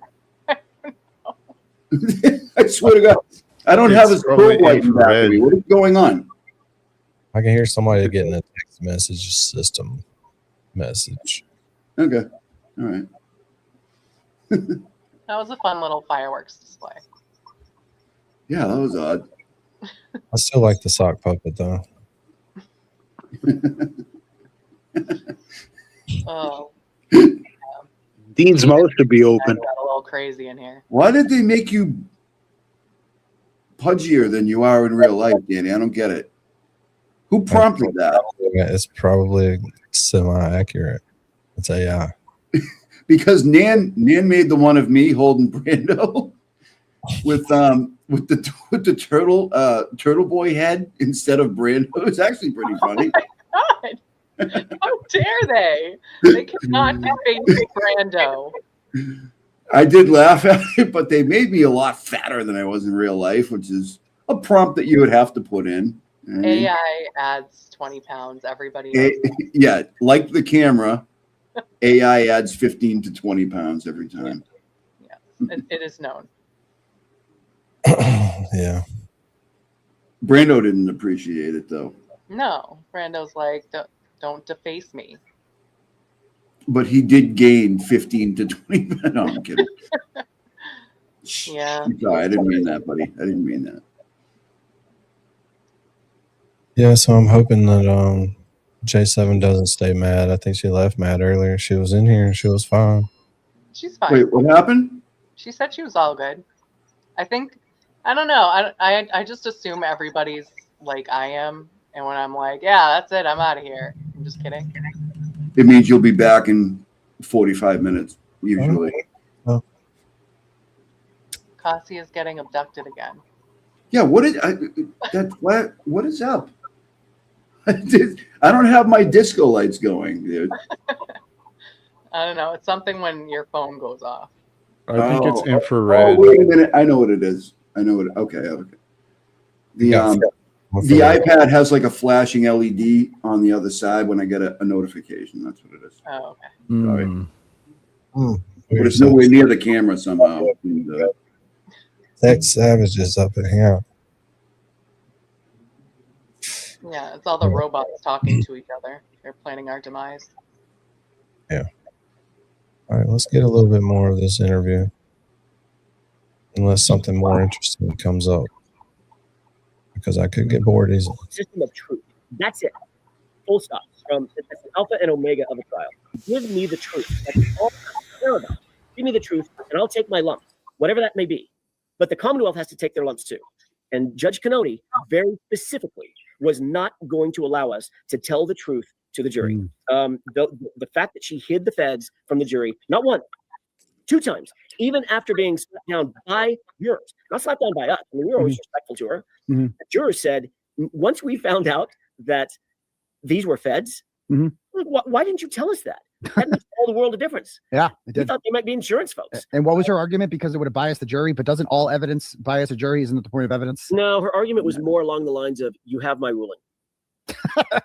Okay, because I said so. Because I said so. Yeah. Now, do you think you've been doing this a long time? Do you think she's one of the small percentage of judges who would not allow that to be mentioned, or do you think if you had any other judge, do you think that judge would have done the same thing she did, or do you think they would have allowed FBI to be mentioned? My experience is that I think every other judge I've ever been in front of in my life, every other judge, and there are those probably number not in the hundreds, but in the thousands.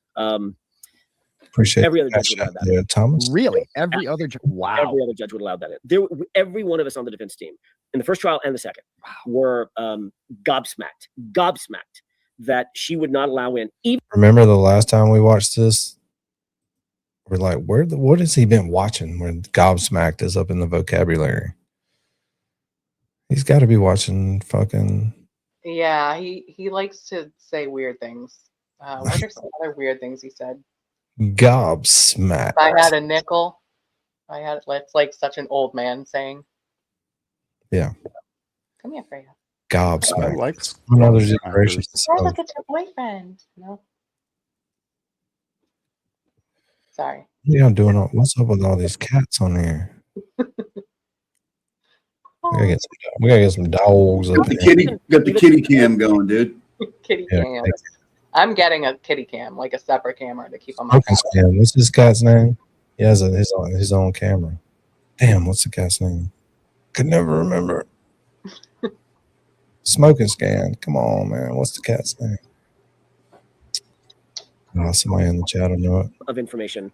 You know, we can't go into what the investigation consists of. We didn't want to know who the investigators were. We didn't care if it was the DOJ or the FBI, whatever. Just to be able to say the federal government opened an investigation, and this is what they hired ARCA, and ARCA worked for and was commissioned by the federal government, and this is what they found. Stink. Period. That does not, in any way, shape, form, or fashion, prejudice the Commonwealth. It never would have, but the Commonwealth was so adamant that if that was known, it would be it would allow such inherent credibility to be gleaned about ARCA. She wouldn't allow it to happen. She was never going to allow it to happen. Do you feel like she was doing this because she's bad at her job, or do you think she just doesn't like you and Karen Reed? Because that was the vibe I got. I don't think she likes you. I don't think you're getting the Christmas all of the above. Okay.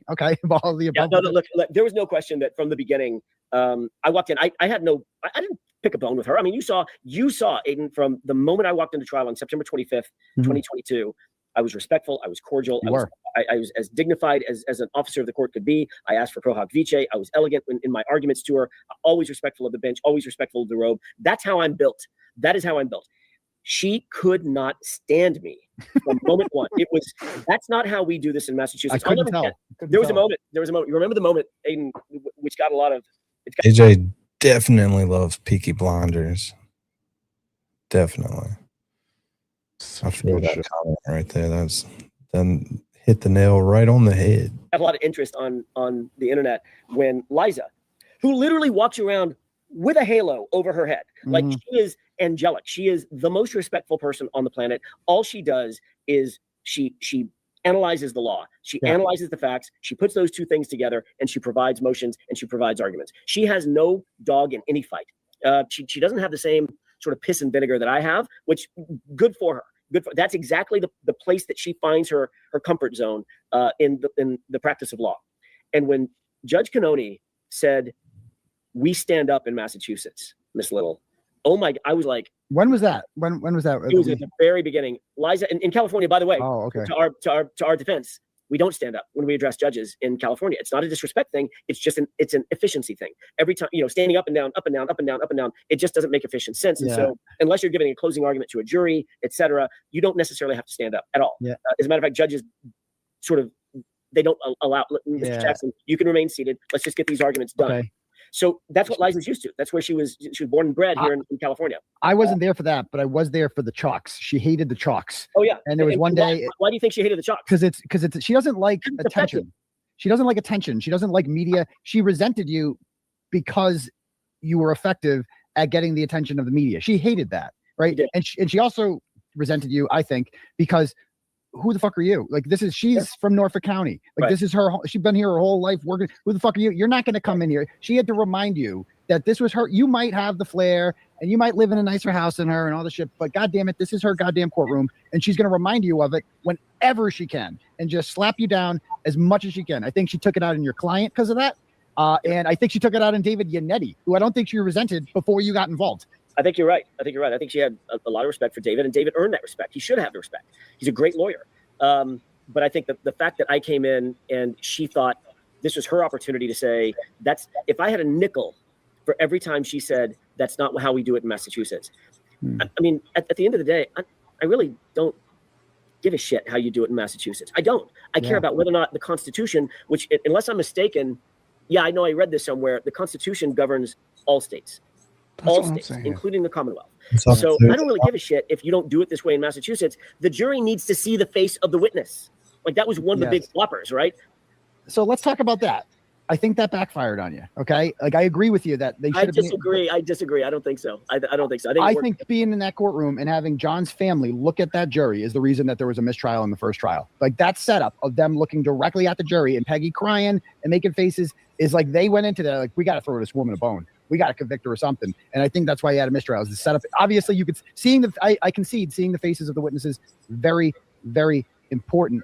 But like, she kind of, like, you guys were like, we got to fix this situation in here. And she's like, fuck it. Why don't we just go to this other room then? Yeah, I don't disagree that she thought that was an advantage for her. I don't.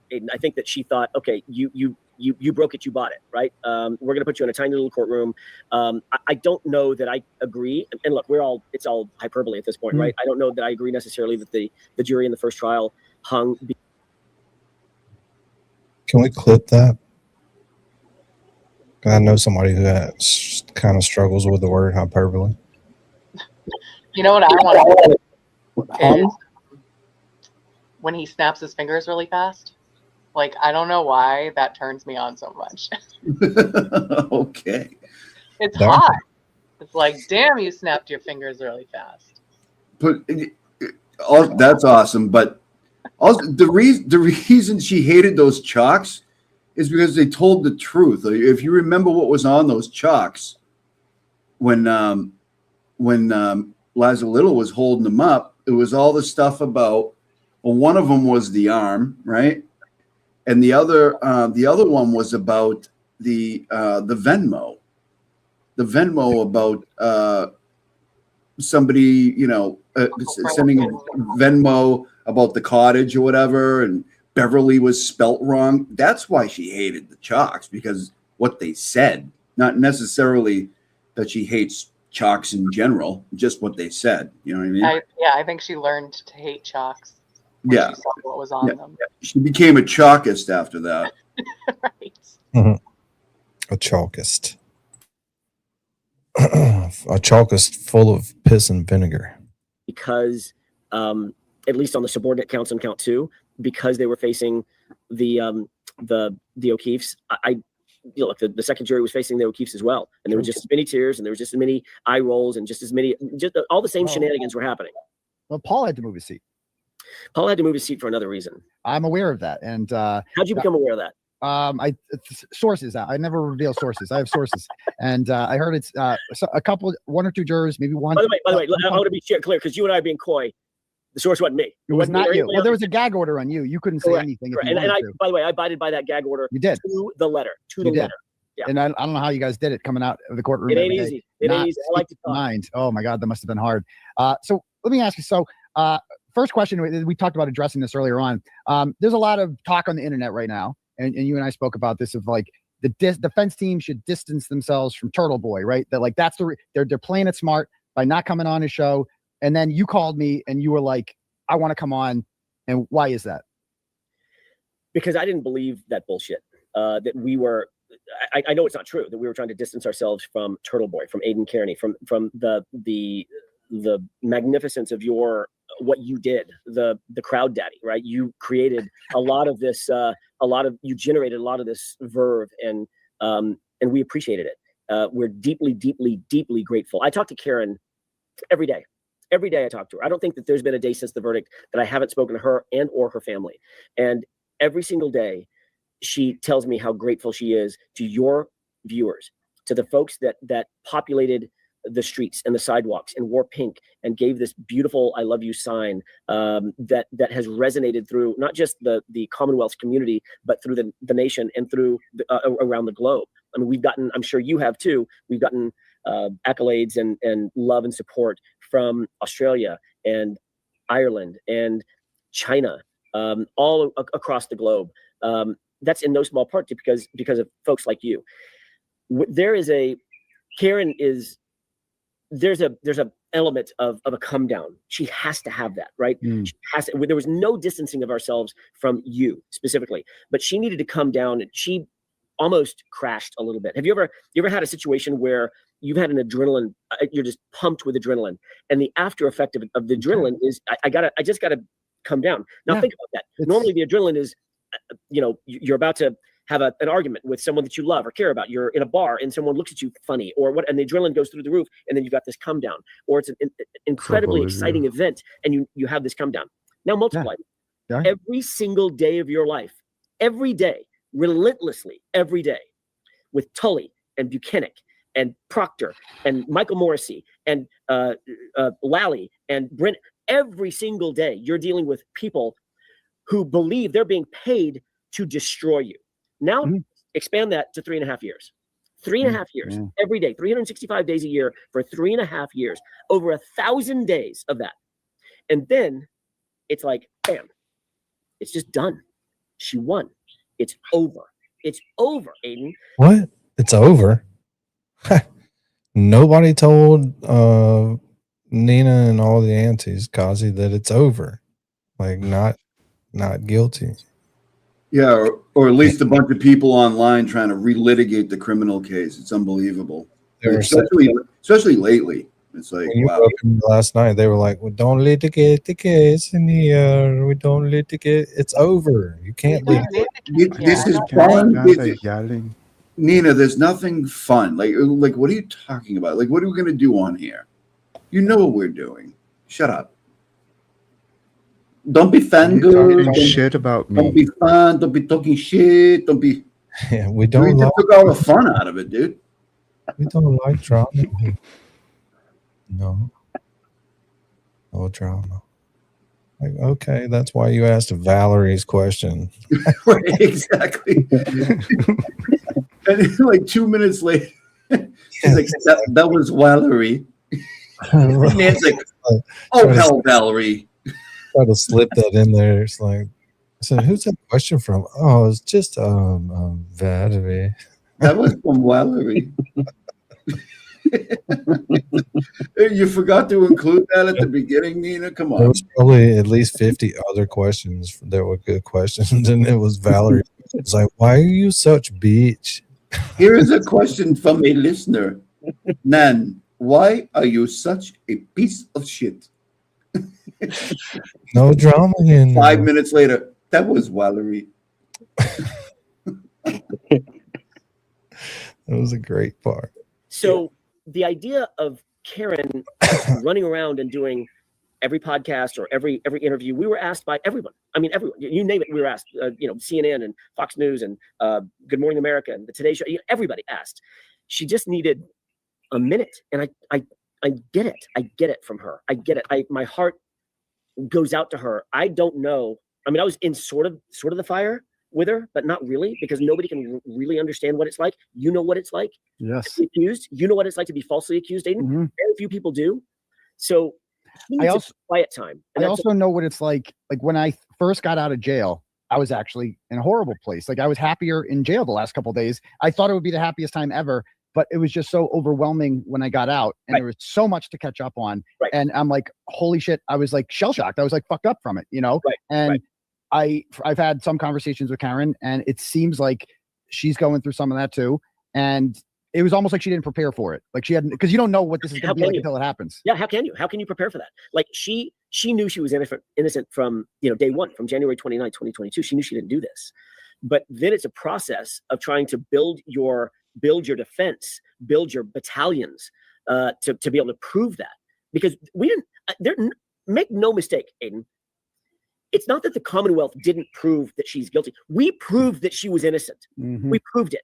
Think about the character and quality of the Commonwealth's experts, people that lied about their credentials, lied about their CVs, people who don't actually have degrees, people who do extensive testing and cost the taxpayers $400,000 or $500,000 just to put some paint on your arm, versus ARCA and the exquisite testing that they did, versus Matt DeSogra and the exquisite data analysis that he did. Think about who proved what.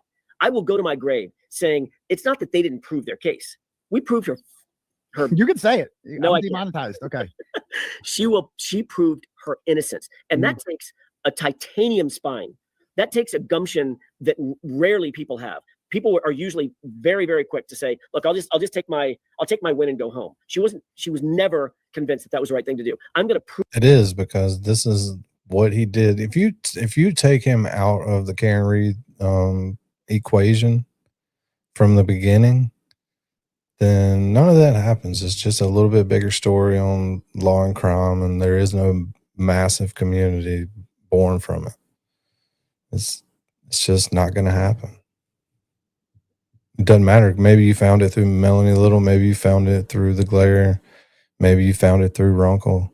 Somehow like that, found it through Baker. However you found it, you take him out of the equation, she's probably in prison. prove my goddamn innocence day one, and it's never gonna shift. It's never gonna change. So coming down from that high, from that adrenaline, from that stress, because she knew she could lose, I think she just needed to surround herself with her inner circle, who's 5 or 6 or 7 people.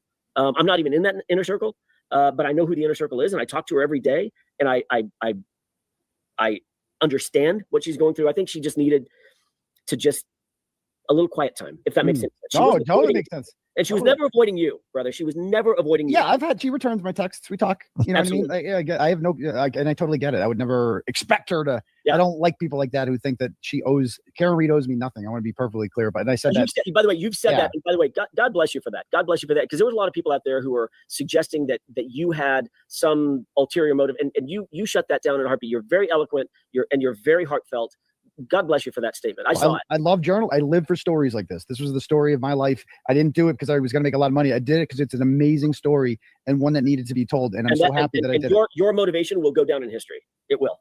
I appreciate that. And, boy, remember how good it was to finally sit there with him and have Alan Jackson of the whole team. Maybe the whole team should have done it, but Alan Jackson out of him, we were all like, holy shit, this is good. Finally. And he seems like he means it. You can tell. Heartfelt recognition right from the horse's mouth. Not like, oh, so and so said this to so and so. Straight from it. I guess that was an awesome little interview.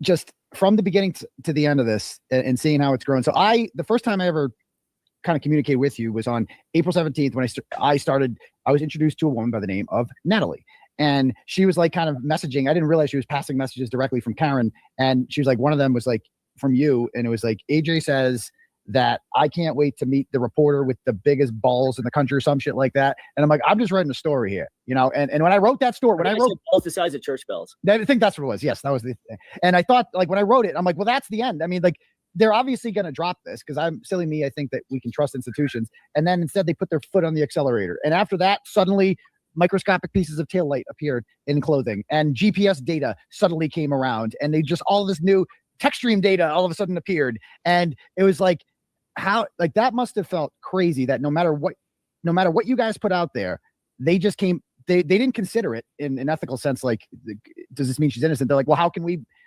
come up with a lie to explain this one? Right. That was the sort of the Brennan effect. Look, he had a job to do, but that's shame on that. Shame on that. When you've got lives in your hands, you can't look at this. You can't hide behind the idea. Oh, I'm just doing my job. I just got hired to do my job. No, you didn't. You get hired to dig a ditch or to trim a tree or to unclog a pipe. And by the way, God bless those folks that do that. I used to do that. I was in the military, and I mopped floors. I mopped the best goddamn floors on the planet. You're a decorated dude. Ish. Those are way too easy for you. Some of y'all should have been excluded from that goal. It was just way too easy. But I'll prove.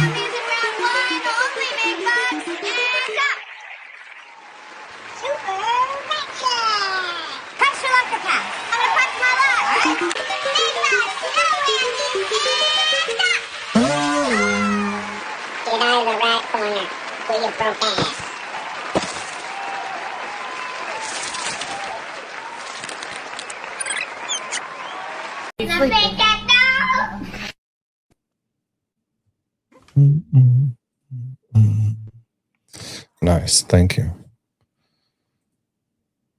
I'm going to think up something more difficult.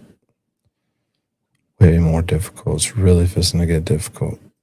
Ish. Okay. Yeah. All right. Yeah. All right. Yeah. I served in the military, but I never looked for accolades. That was There are others who have given their lives and given life and limb far broader than I have.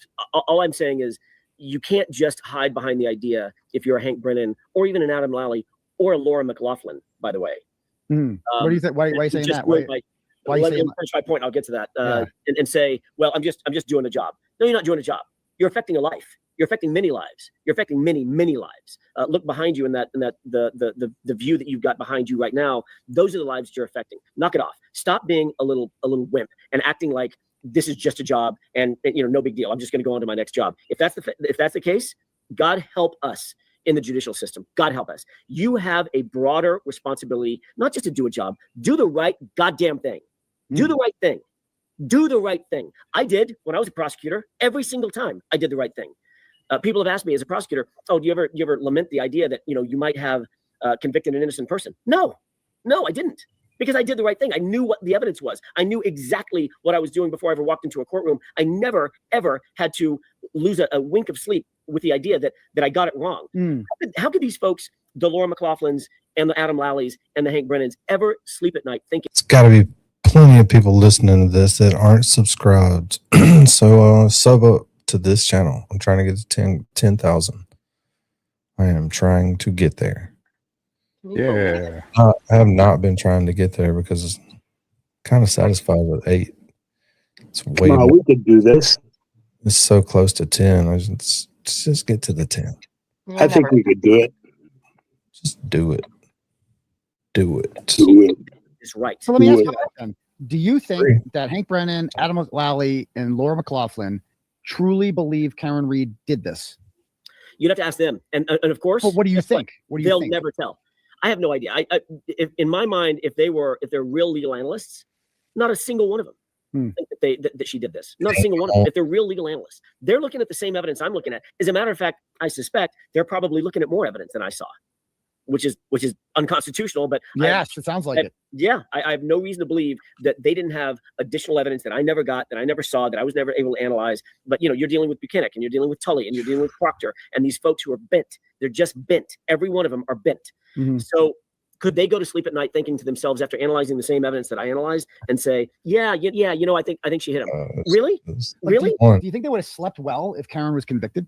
Oh, all of them. All of them. You like a think baby. so? But like a baby. Like a baby. You don't think it would weigh They on convince any of them? themselves- Like, really? No, it's a mental disability. Like they will think of themselves as, I'm just doing the job of the prosecutor. I put on the best case that I possibly could, and the jury convicted, and I'm gonna sleep like a baby because it wasn't my decision. No, it is your decision. You need to own it, folks. And I don't think a single person in that courtroom was willing to do that. I don't think a single person in that courtroom has been taught the efficacy of owning your own decisions. Really? Very interesting. So I wrote down some questions here that I have for you. And the first one that, first of all, big supporter. Okay. But I am going to bring one up here that I don't understand this one. Okay. When you cross-examined Lieutenant O'Hara, okay, and he said that the CERT team got there at 5:21 and they start digging, and then Oh yeah, and I'm gonna get in trouble if I don't stop and say, please hit the like button. We got a lot of people not hitting the like button, which it happens. I do it all the time on the videos we're watching. I bet you I have not liked this. Look, Seriously, guilty. Danny? What the fuck? I'm not trying to. Don't be like Danny, guys. Like the stream. It happens when you realize maybe you didn't. Just do what I just did. Right. Go Now's a like. good time to make sure you get it done. See, even I do it, and I watch a lot of videos. and then they don't find anything, and then 3 unknown dudes show up. Canton police, he thinks, whatever, right? And then taillight appears.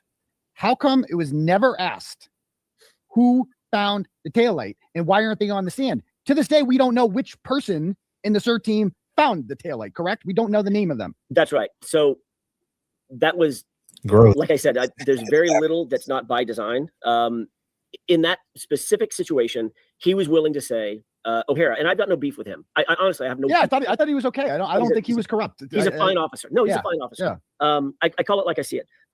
My sense was he probably didn't know, because there's 8 guys walking a grid, and someone barks out, "Hey, come over here," or "Bring a flashlight," or such and such, whatever. I don't think he probably knew, and I wasn't willing to go down that rabbit hole and try to figure out who knew, because I didn't care. At that point, I didn't care. All I cared about was timing. I cared about the timing at which the first taillight piece was found, which was well after Proctor had that car in his custody and had access to 34 Fairview. And number 2, I cared about who actually recovered the pieces and who photographed them. And those were Tully. That's all I wanted the jurors to think about. I did not want to, every word I say and every question I ask, jurors hang on, right? I'm a defense attorney. So they're like, oh, well, there must be a reason why you're asking that. Let's say I called into question one of the other CERT team What does officers. that mean? I usually don't read them to the end of the show, but That's from Dumb and Dumber. oh, exactly. He's like, this is bad and that's bad. Our pets' heads are falling off. Pretty bird.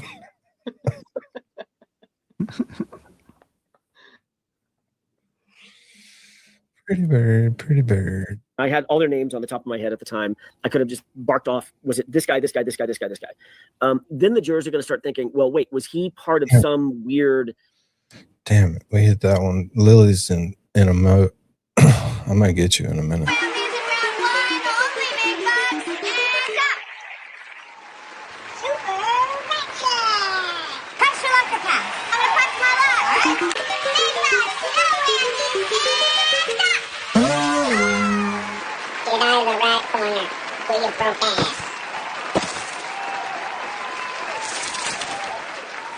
You're a loser, guy.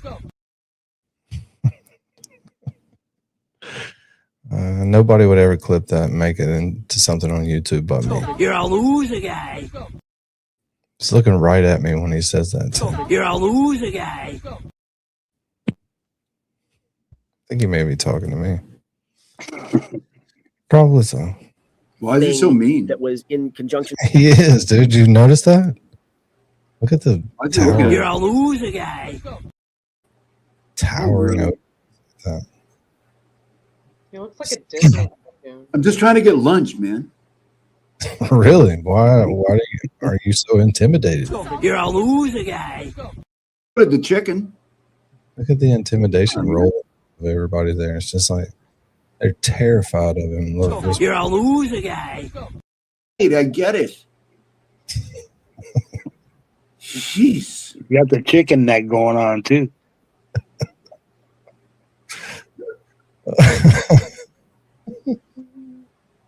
I'm sorry. And I will not be intimidated. I will not be silenced. And we will continue on our journey for justice for John O'Keefe and for Karen Reed. That's my response to Kazi. Yeah, it's a good one.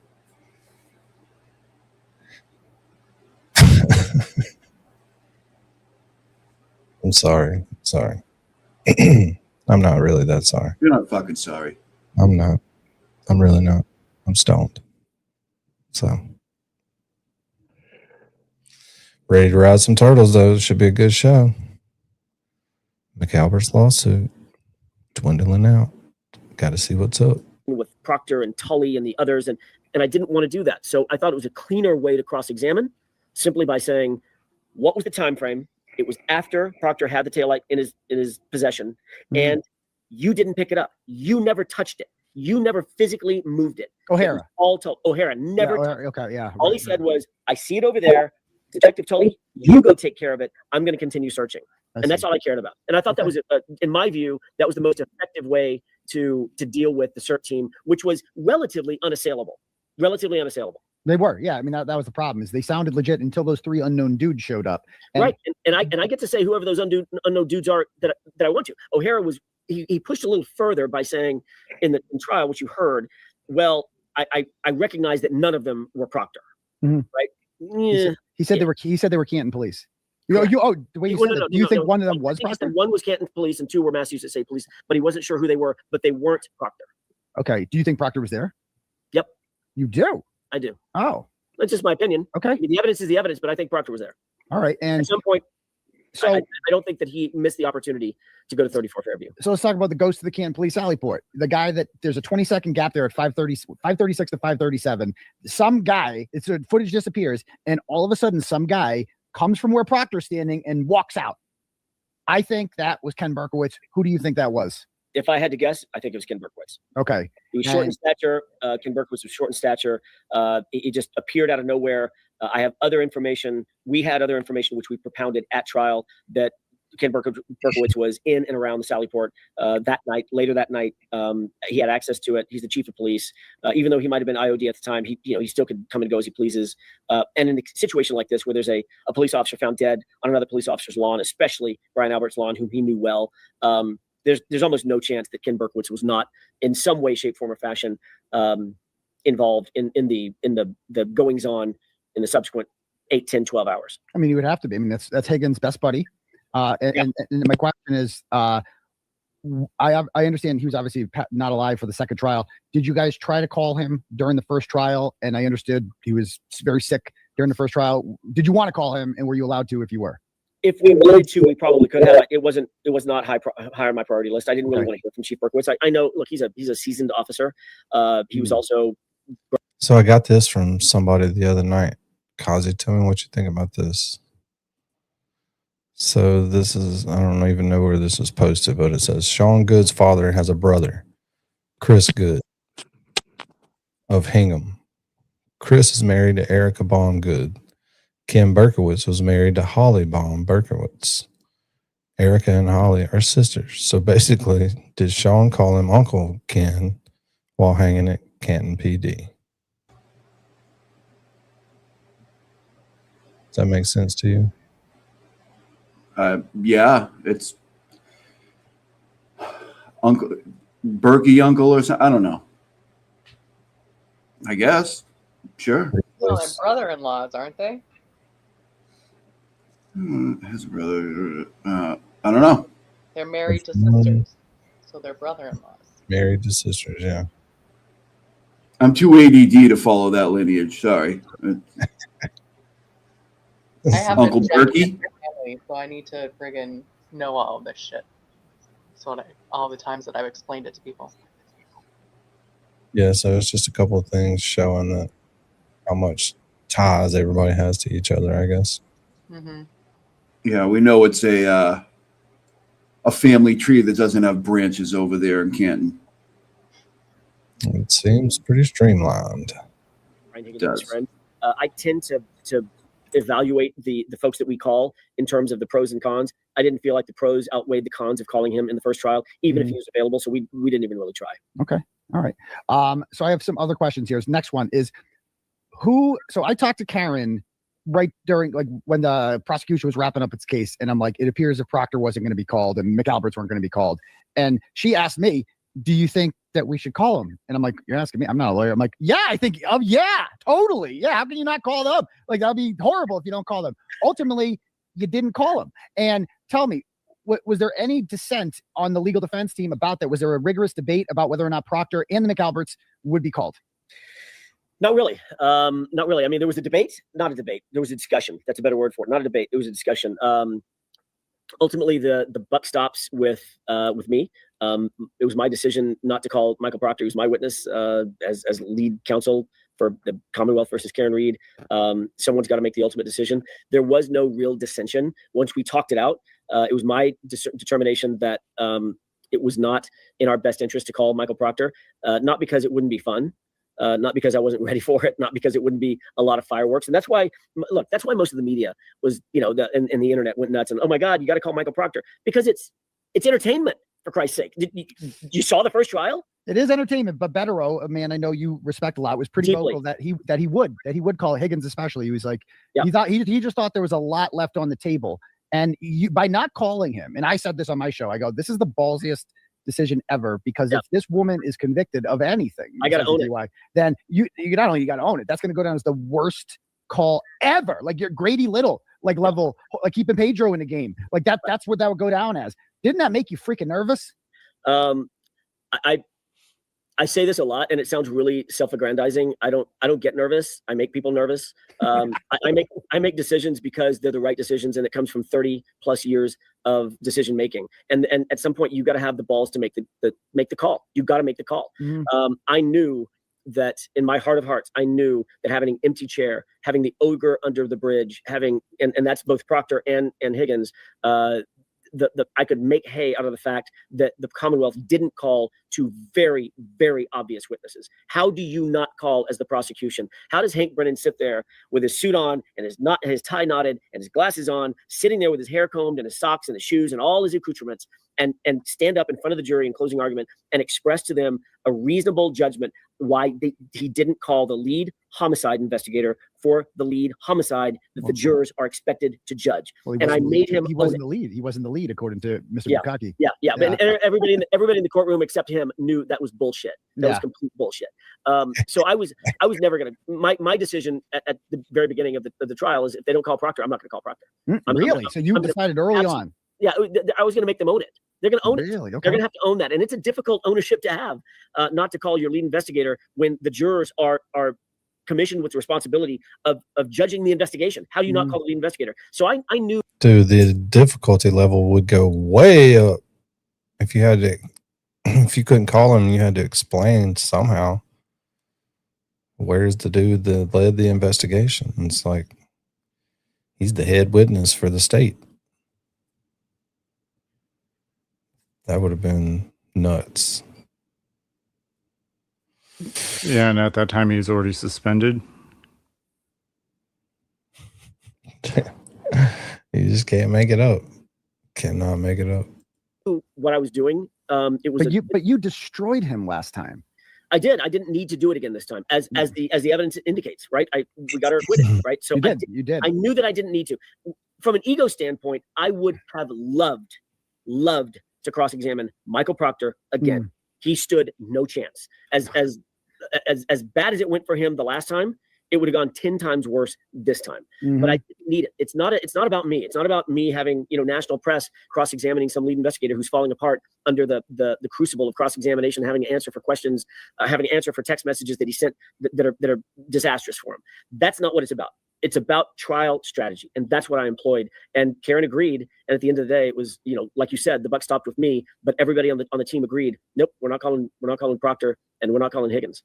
Let's talk about strategy for a moment. So I went through some old messages with your client from like November or October of last year between the trials, and one of the things I'm telling her is, you guys have to call Barrows. You guys left it on the table in the first trial, not asking him that question that you asked him this time. Stop it. You didn't leave it on the table. I know. He didn't know the information. They hid the freaking information from us. Well, no, but you didn't know what he was going to say. I'm talking about exactly. Right. So they did hide that information, right? Correct. Yeah. So my question for you is, because I'm like reading these messages, and she's like, telling me here that we got what we wanted. You have to walk away. Never ask one question too many is Alan's MO. It's Correct. Too much of a risk.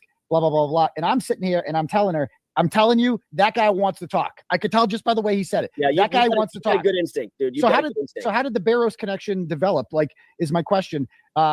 Did you guys reach out to him? Did he reach out to you? Okay. No, we reached out to him. We threw a subpoena, and then the normal process is a defense attorney, even in Massachusetts. I mean, same in California. I send a subpoena out.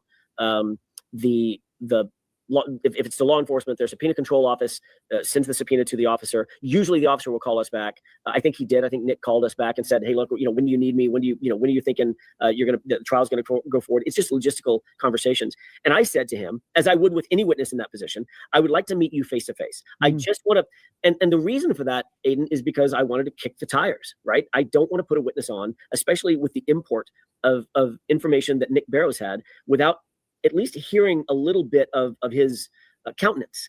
How does he carry himself? What are his, and by the way, it wasn't. And what's he going to say about the taillight? It wasn't going to be a deep conversation about the taillight. I wasn't going to ask him deeply about the taillight. And I didn't. Oh, no, okay. No. But I said, we're at the hotel, come over to the hotel. Let me meet. He said, sure, I'll drive. I can do that. No problem. So we met at the hotel. We talked about logistics. We talked about when he's available, how long his testimony is expected to be, etc. And I had, some of this I'm going to leave for other forums. Of course. So there was a a decision that I had made. Karen was well aware of it. Liza was well aware of it. That it was going to be a game time decision about how that interview was going to go. And I'm allowed to ask anything I want to. I could show him all the photographs I want. I could show him his prior testimony. I could hand him his transcript of his prior testimony. I could do anything I want. Anything the Commonwealth could do, I could do. But I made a decision at that time, and we'll talk a little bit more in different forums about this, why I handled that interview the way that I did. And by the end of the interview, I was, and it wasn't an interview other than just the logistics, really, just when can you be there? How do I get a hold of you? Do you have a cell phone? Do I need to go through subpoena control? Here's when we're thinking about calling you. I don't know. Thank you. Oh. Lily is on fire. Watch out. Oh, Lily, you're the best. Nice. Thank you. This channel sucks. I don't deserve all this. Know if the Commonwealth's going to call you or not. Did they subpoena you? I asked them, etc. Nope, they didn't. They weren't interested in him. They didn't even put him on the list. They didn't even put him on the list. And that tells you everything you need to know about whether Hank Brennan and the prosecution was after the truth. They put me on the list and not Barros. Correct. Which tells you a lot. They put you on the list. If I had to guess, they put you on the list to get you out of the courtroom. That's why he was never going to call me. It was horseshit. Are you kidding? You're going to call Aiden Kearney in the case of Commonwealth versus Karen Reed? Not a chance. So I actually was the one that informed you last June during the first trial that you had no idea that Karen Reed was almost indicted, or not. We don't know how close she was, but there was a grand jury that took place into conspiracy to commit witness intimidation. You found that out when I told you that, right? You didn't have no idea that was going on. Zero. How do you feel about that? I felt backstabbed. I felt jumped. I felt like it was just another opportunity for the Commonwealth to put their foot on Karen's throat.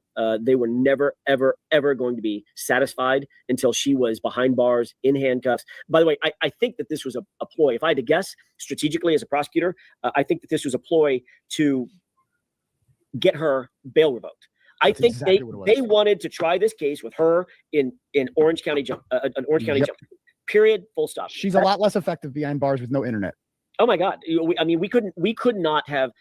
I've said this before in other interviews before the trial that I've never ever, and I don't know that I ever will, find a smarter client than Karen. She is just brilliant. You've had a lot of interaction with her. She's very smart. Talked to her several times. She's very smart. She's got an encyclopedic memory. She can pull things out of her head that I mean, if I asked her if I called her on the phone right now, no, I'm not going to. Tell me about this report. She could say, without looking up anything, she could say that was in the such and such report on page 273. I remember it was sort of the top half of the page, and the person said X. Literally that level of. Yep, I gave 5 of them away last night. Hold on a second. I'm going to give the other 5 away real quick. You people are too generous. Wish I could give away more. There's my other 5. YouTube, let me hear. You can give away 10. Come on, YouTube. Give me 20. Give me 20.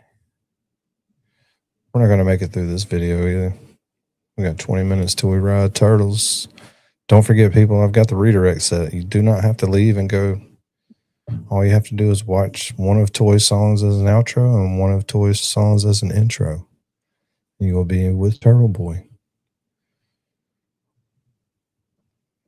Yep. Thanks again for having me on tonight, Danny. Much appreciated. Yeah, it's been fun. Oh, my God.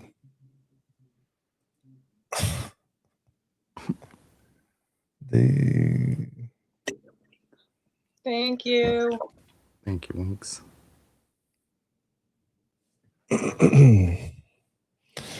don't know how I amassed the most generous people, even from the beginning. And that reminds me, I was going to ask earlier, where is Pinky? I don't. Yeah, where is Pinky? I got a message from her.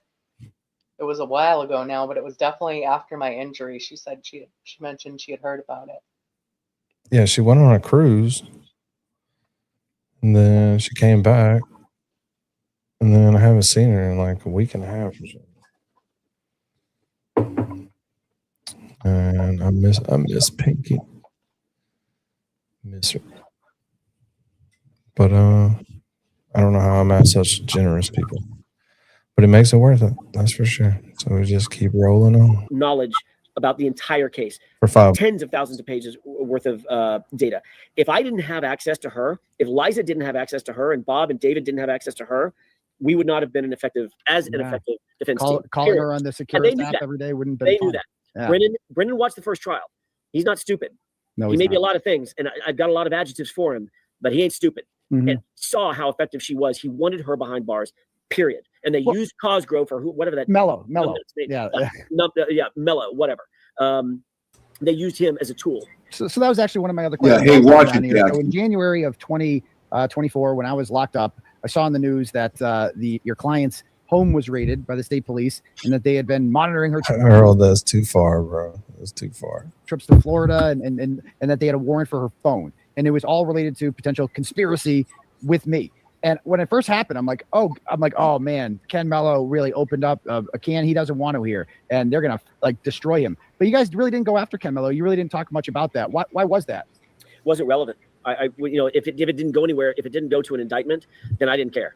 That's just bullshit. It's just fodder. It's cannon fodder that we didn't care about. I didn't want to get distracted with that issue if it wasn't going to lead to an indictment, and we learned that it wasn't. That it was a failed attempt. So why bring Ken Mello or Cosgrove or anybody else that's going after you into her orbit? It just wasn't necessary. Okay. Next question. Do you regret not advising Karen Reed to avoid media? I do miss April, but no difference. But Pinky is like,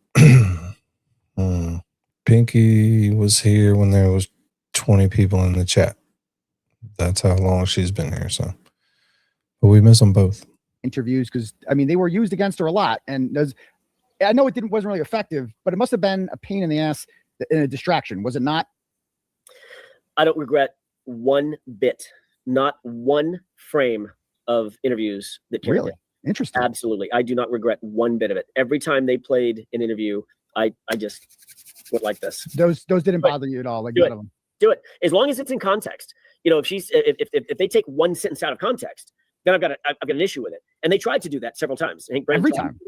Pretty much. And we were able to expand on the context where necessary. But You didn't expand on the context. Like for instance, the one where she says that, hey Jen, it's either me or you. It's my July 5th, 2025. understanding that the larger context of that was that Karen was asked, who do you dislike more, Michael Proctor or Jennifer McCabe? And she said that I actually kind of understand.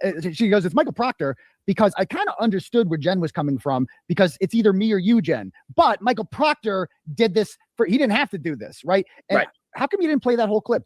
Were you allowed to? We would have been allowed to. We didn't need the entire clip. I didn't think that the Jen McCabe, me or you issue was that grave. There was extra context that was, I can't remember exactly how we got it in, if it was through a transcript or through a tape. But we were able to lay context to that. It didn't matter. I didn't think it mattered. Every time she talked, every time Karen spoke, it added flesh to the bone. People got to hear her. I think the jurors, I didn't care about the other people, but the jurors got to hear her vocal cadence, her tone and her tenor, her effusiveness about certain things, when she was upset about certain things, when she was sad about certain things, when she teared up about certain things. That was my way of putting her on the witness stand without ever having to put her on the witness stand. And the Commonwealth fell immediately into that trap. That's exactly what I expected that they would do. They would pick and choose certain things, and they would think to themselves, oh, well, I've got this and I've got that. And I'm sitting here thinking, you're making a huge mistake. You're making a big mistake. Wow, And ultimately it did. So let me ask you this. Who do you think did a better job, and they both are losers, Adam Lally or Hank Brennan? Because I think Adam Lally did a better job. I do Because too. He got 9. I do too. Hank got 0. Yeah, I do too. I think that, Adam, I'm not going to speak about personalities, but just in terms of legal prowess, I think Adam probably tried a better case. Hank thought I think Hank thought he was being too cute by half, by being the data guy when the data actually benefits us. I don't think that the Commonwealth knew the data nearly as well as we knew the data. We just knew it. We knew it from the first trial, and we knew it into the second trial, and we knew it better in the second trial than we did in the first trial. So I think ultimately, I mean, look, the proof is in the pudding, right? Yeah. The jurors in the second trial weren't hanging on hardly anything. Yeah. Well, what Hank hung his hat on, and what I'll just play devil's advocate. It's really hard because it's really stupid. But their biggest thing was that the text stream data shows that Karen reversed at 12:31. Do you agree with that data? And were you worried about that at all? I wasn't. As a matter of fact, I embraced it. You'll remember in my opening statement and in my closing argument, I bookended both of them. We talked about 12/31/38.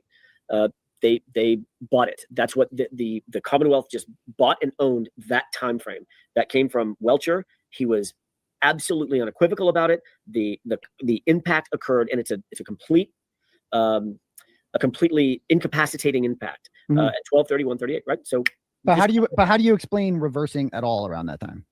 So I didn't care about that. I think the reversing could have happened on the way home. It could have happened at the 3-point turn. There's enough play in that data that there's no way that the Commonwealth could prove beyond any reasonable doubt that the reversing actually occurred in front of 34 Fairview. There was a reversing event at some point, but it could have happened on her way home when she, takes a left and there's some snowplow coming and she decides to reverse, go around a different corner, or go around the snowplow or whatever. Right. Could have been 1,000 things. Could have happened at the 3-point turn, which, by the way, is where the Commonwealth originally said it did happen.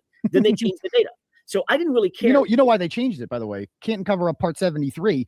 One of these pink people outside did a video showing that a 3-point turn would have broken the left tail light, not the right. And they just immediately abandoned ship after that. They're like, okay, we're going to adjust this. A question a lot of people have, and mine is the X-rays. Oh, right? by the way, let me answer. Let me finish answering that first question. The reason the 12/31/38 didn't bother me is because John was alive and well after 12/31/38. Period. Amen. I mean, full stop. It's just that's just the data on the phone. Because he moves in the phone. Access. No, not Aiden. It's not just because he moves. It's because he picks his cell phone up, he opens it, reads a text, closes it, walks around, and then the phone moves. I mean, there's multiple data points that show that he was alive after the time they said he was reversed into and incapacitated. But you don't actually believe he was alive. Like you believe he was incapacitated. That means someone else was using the phone, correct? Someone else was picking up his phone and manipulating his phone. And didn't they say that? Let me get this straight. Did they say that they did the face recognition to open the phone, which would mean that John was knocked out and they put it up to his unconscious face to open the phone? Unclear. It's unclear. The phone was definitely opened. It's unclear whether or not it was opened by a biometric or it just happened to be open. But we do know that he checked a text. He checked a text. I think I said that right. Yeah. And he read a text that he Jim closed McCabe the phone. text. Yeah. Yeah, it was the Jim McCabe text. So there's no question that we know that he was manipulating his phone. He was advancing some interaction with his phone after 12/31/38. So it was done. Yeah. It was done. Can you talk about the garage at all? You guys went heavy on the garage in trial 2. You didn't mention the garage at all in trial 1. Is that because of the cell phone battery information? Mary B, here is Stair Bear diamond painting. God, it's beautiful. I love it. Stair Bear diamond painting done. Oh, isn't that a work of art? Yep. I'm trying to catch up. I don't think I'm gonna. That would align more with the garage. You went basement heavy in the first trial, garage heavy in the second one. Exactly timed out.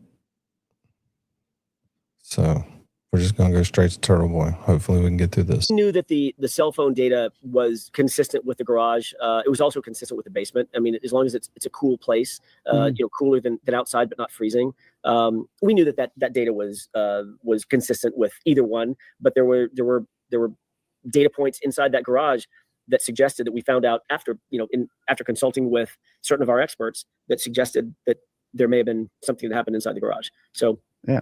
Let's talk brass tacks. Let's just get down to it. What do you think happened to John O'Keefe? Tell me your theory. I'm going to leave that to a different time and place. Okay.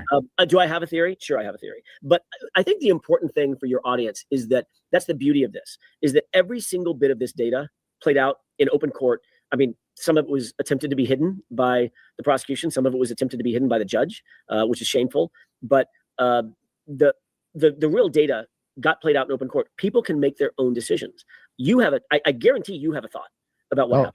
What do you think happened? I mean, what I think happened is, I think that, see, the garage is hard because the garage is not connected to the house. You would have to go, if he went in the house at all, that means you would have to go back outside and into the garage if it happened in there. And are they just sitting in there waiting in the garage? I think a fight happened inside the house and they moved his body to the garage. I think that's what happened, is because, I mean, you got a guy bleeding in there. You got to put him in, you got to get him out of the house. You can't have, that's what I think happened. I'll tell you what absolutely unequivocally happened. He didn't get hit by a car. He did not get hit by a car. And that's the only thing. And you did go heavy in the first trial. You kind of seemed like you wanted to solve the mystery of who killed John O'Keefe. Do you think, looking back at that, obviously you didn't do that in the second trial. Do you think that was a harder pill for the jury to swallow in the first trial? Because it was like they had to believe your theory or the Commonwealth's, and they were like, right. So there's, I mean, look, one of the things that you have to do as a trial lawyer, as a professional in any particular, is learn, and as you move forward, learn from your prior conduct, learn from your prior experiences. One of the things that we were very, very focused on in the second trial was establishing that we did not have a burden. We did not have any burden to prove what happened. Mm-hmm. The case rises and falls on whether or not the Commonwealth can prove their case beyond a reasonable doubt. And so I shifted in my opening and my closing to reasonable doubt, because that was something that I felt like we could do better. It wasn't necessarily a criticism of the first trial. It's just something that we could do better. Make sure that the jurors aren't shifting the burden to us to solve the crime, to prove what actually happened. Mm-hmm.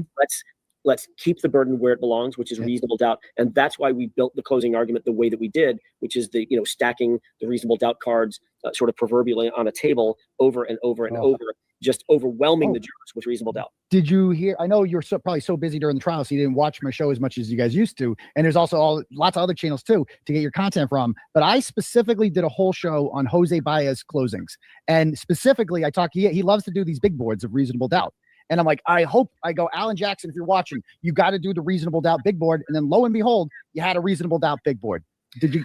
I wish I could say that I saw it. I didn't. I was, as you indicated, I was busy. It makes sense. It makes sense that somebody like Jose, who's a fabulous trial lawyer, would do something like that. Obviously that we came to that honestly on our own.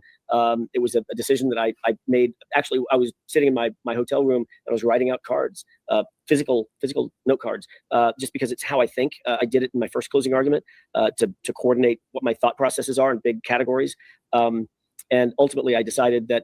I wanted there to be a visual of what I was thinking in my head, in my hotel room, as I'm laying these cards down of reasonable doubt. And so I consulted with some very smart folks who could put this thing together. One of whom was Karen Reed, believe it or not. Okay. She's very, very good. She's very visual. And I told her what my vision was, and she helped me put together this reasonable doubt. It was brilliant. They did not show this during the stream. No, they didn't. One of the things that a very dear friend of mine and yours did for us. This is Richie from Microdots made this. Yeah, Richie Keogh. He put together my closing with the big board, with the PowerPoint infused into it, so that the audience can actually see what the closing argument looked like from the perspective of the jurors. And that's now up and running. It's live on my website. I was watching during your closing some of those jurors, and they couldn't stop looking at the big board, especially like juror 18. A young woman who was ultimately chosen. Juror 16 kept looking at it, the one that looked like Jen McCabe. And man, let's talk about that jury.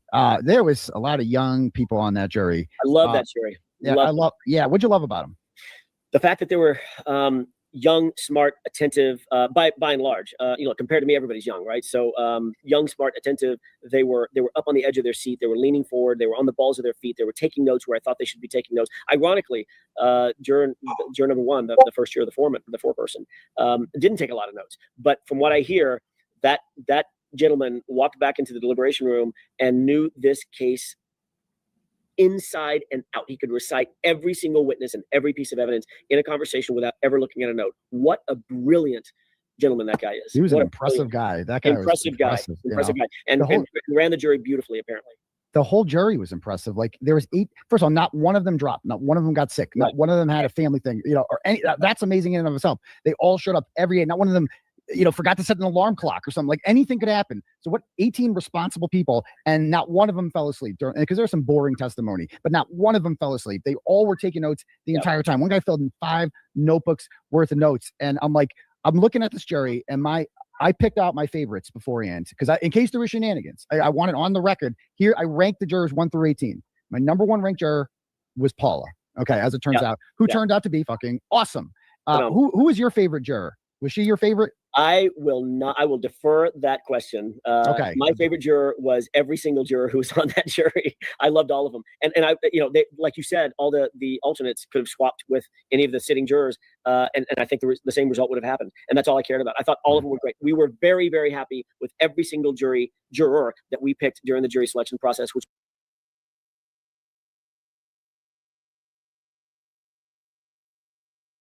You don't have to go anywhere. I'll take you. I will drop you off in there. So I'm watching. And this, in about 4 minutes, we're going to bail out of here and go there. So you get to see 2 of Toy's songs in a row. which was vitally, vitally important. We just got a good feel as a team. We got a good feel for each one of them. And by the way, I will say, Karen Reed, amazing at distilling the character and quality of people like that. She had a huge hand in picking her own jury. Who'd you try to vet out? What kind of people did you try to vet out? People who would overthink, PhDs, overthink, PhD analysts, engineers, overthink. Stop overthinking. Stop trying to try the case that I want to try. Listen to the case. What we wanted people was people who were open to listening to the evidence as it was being propounded.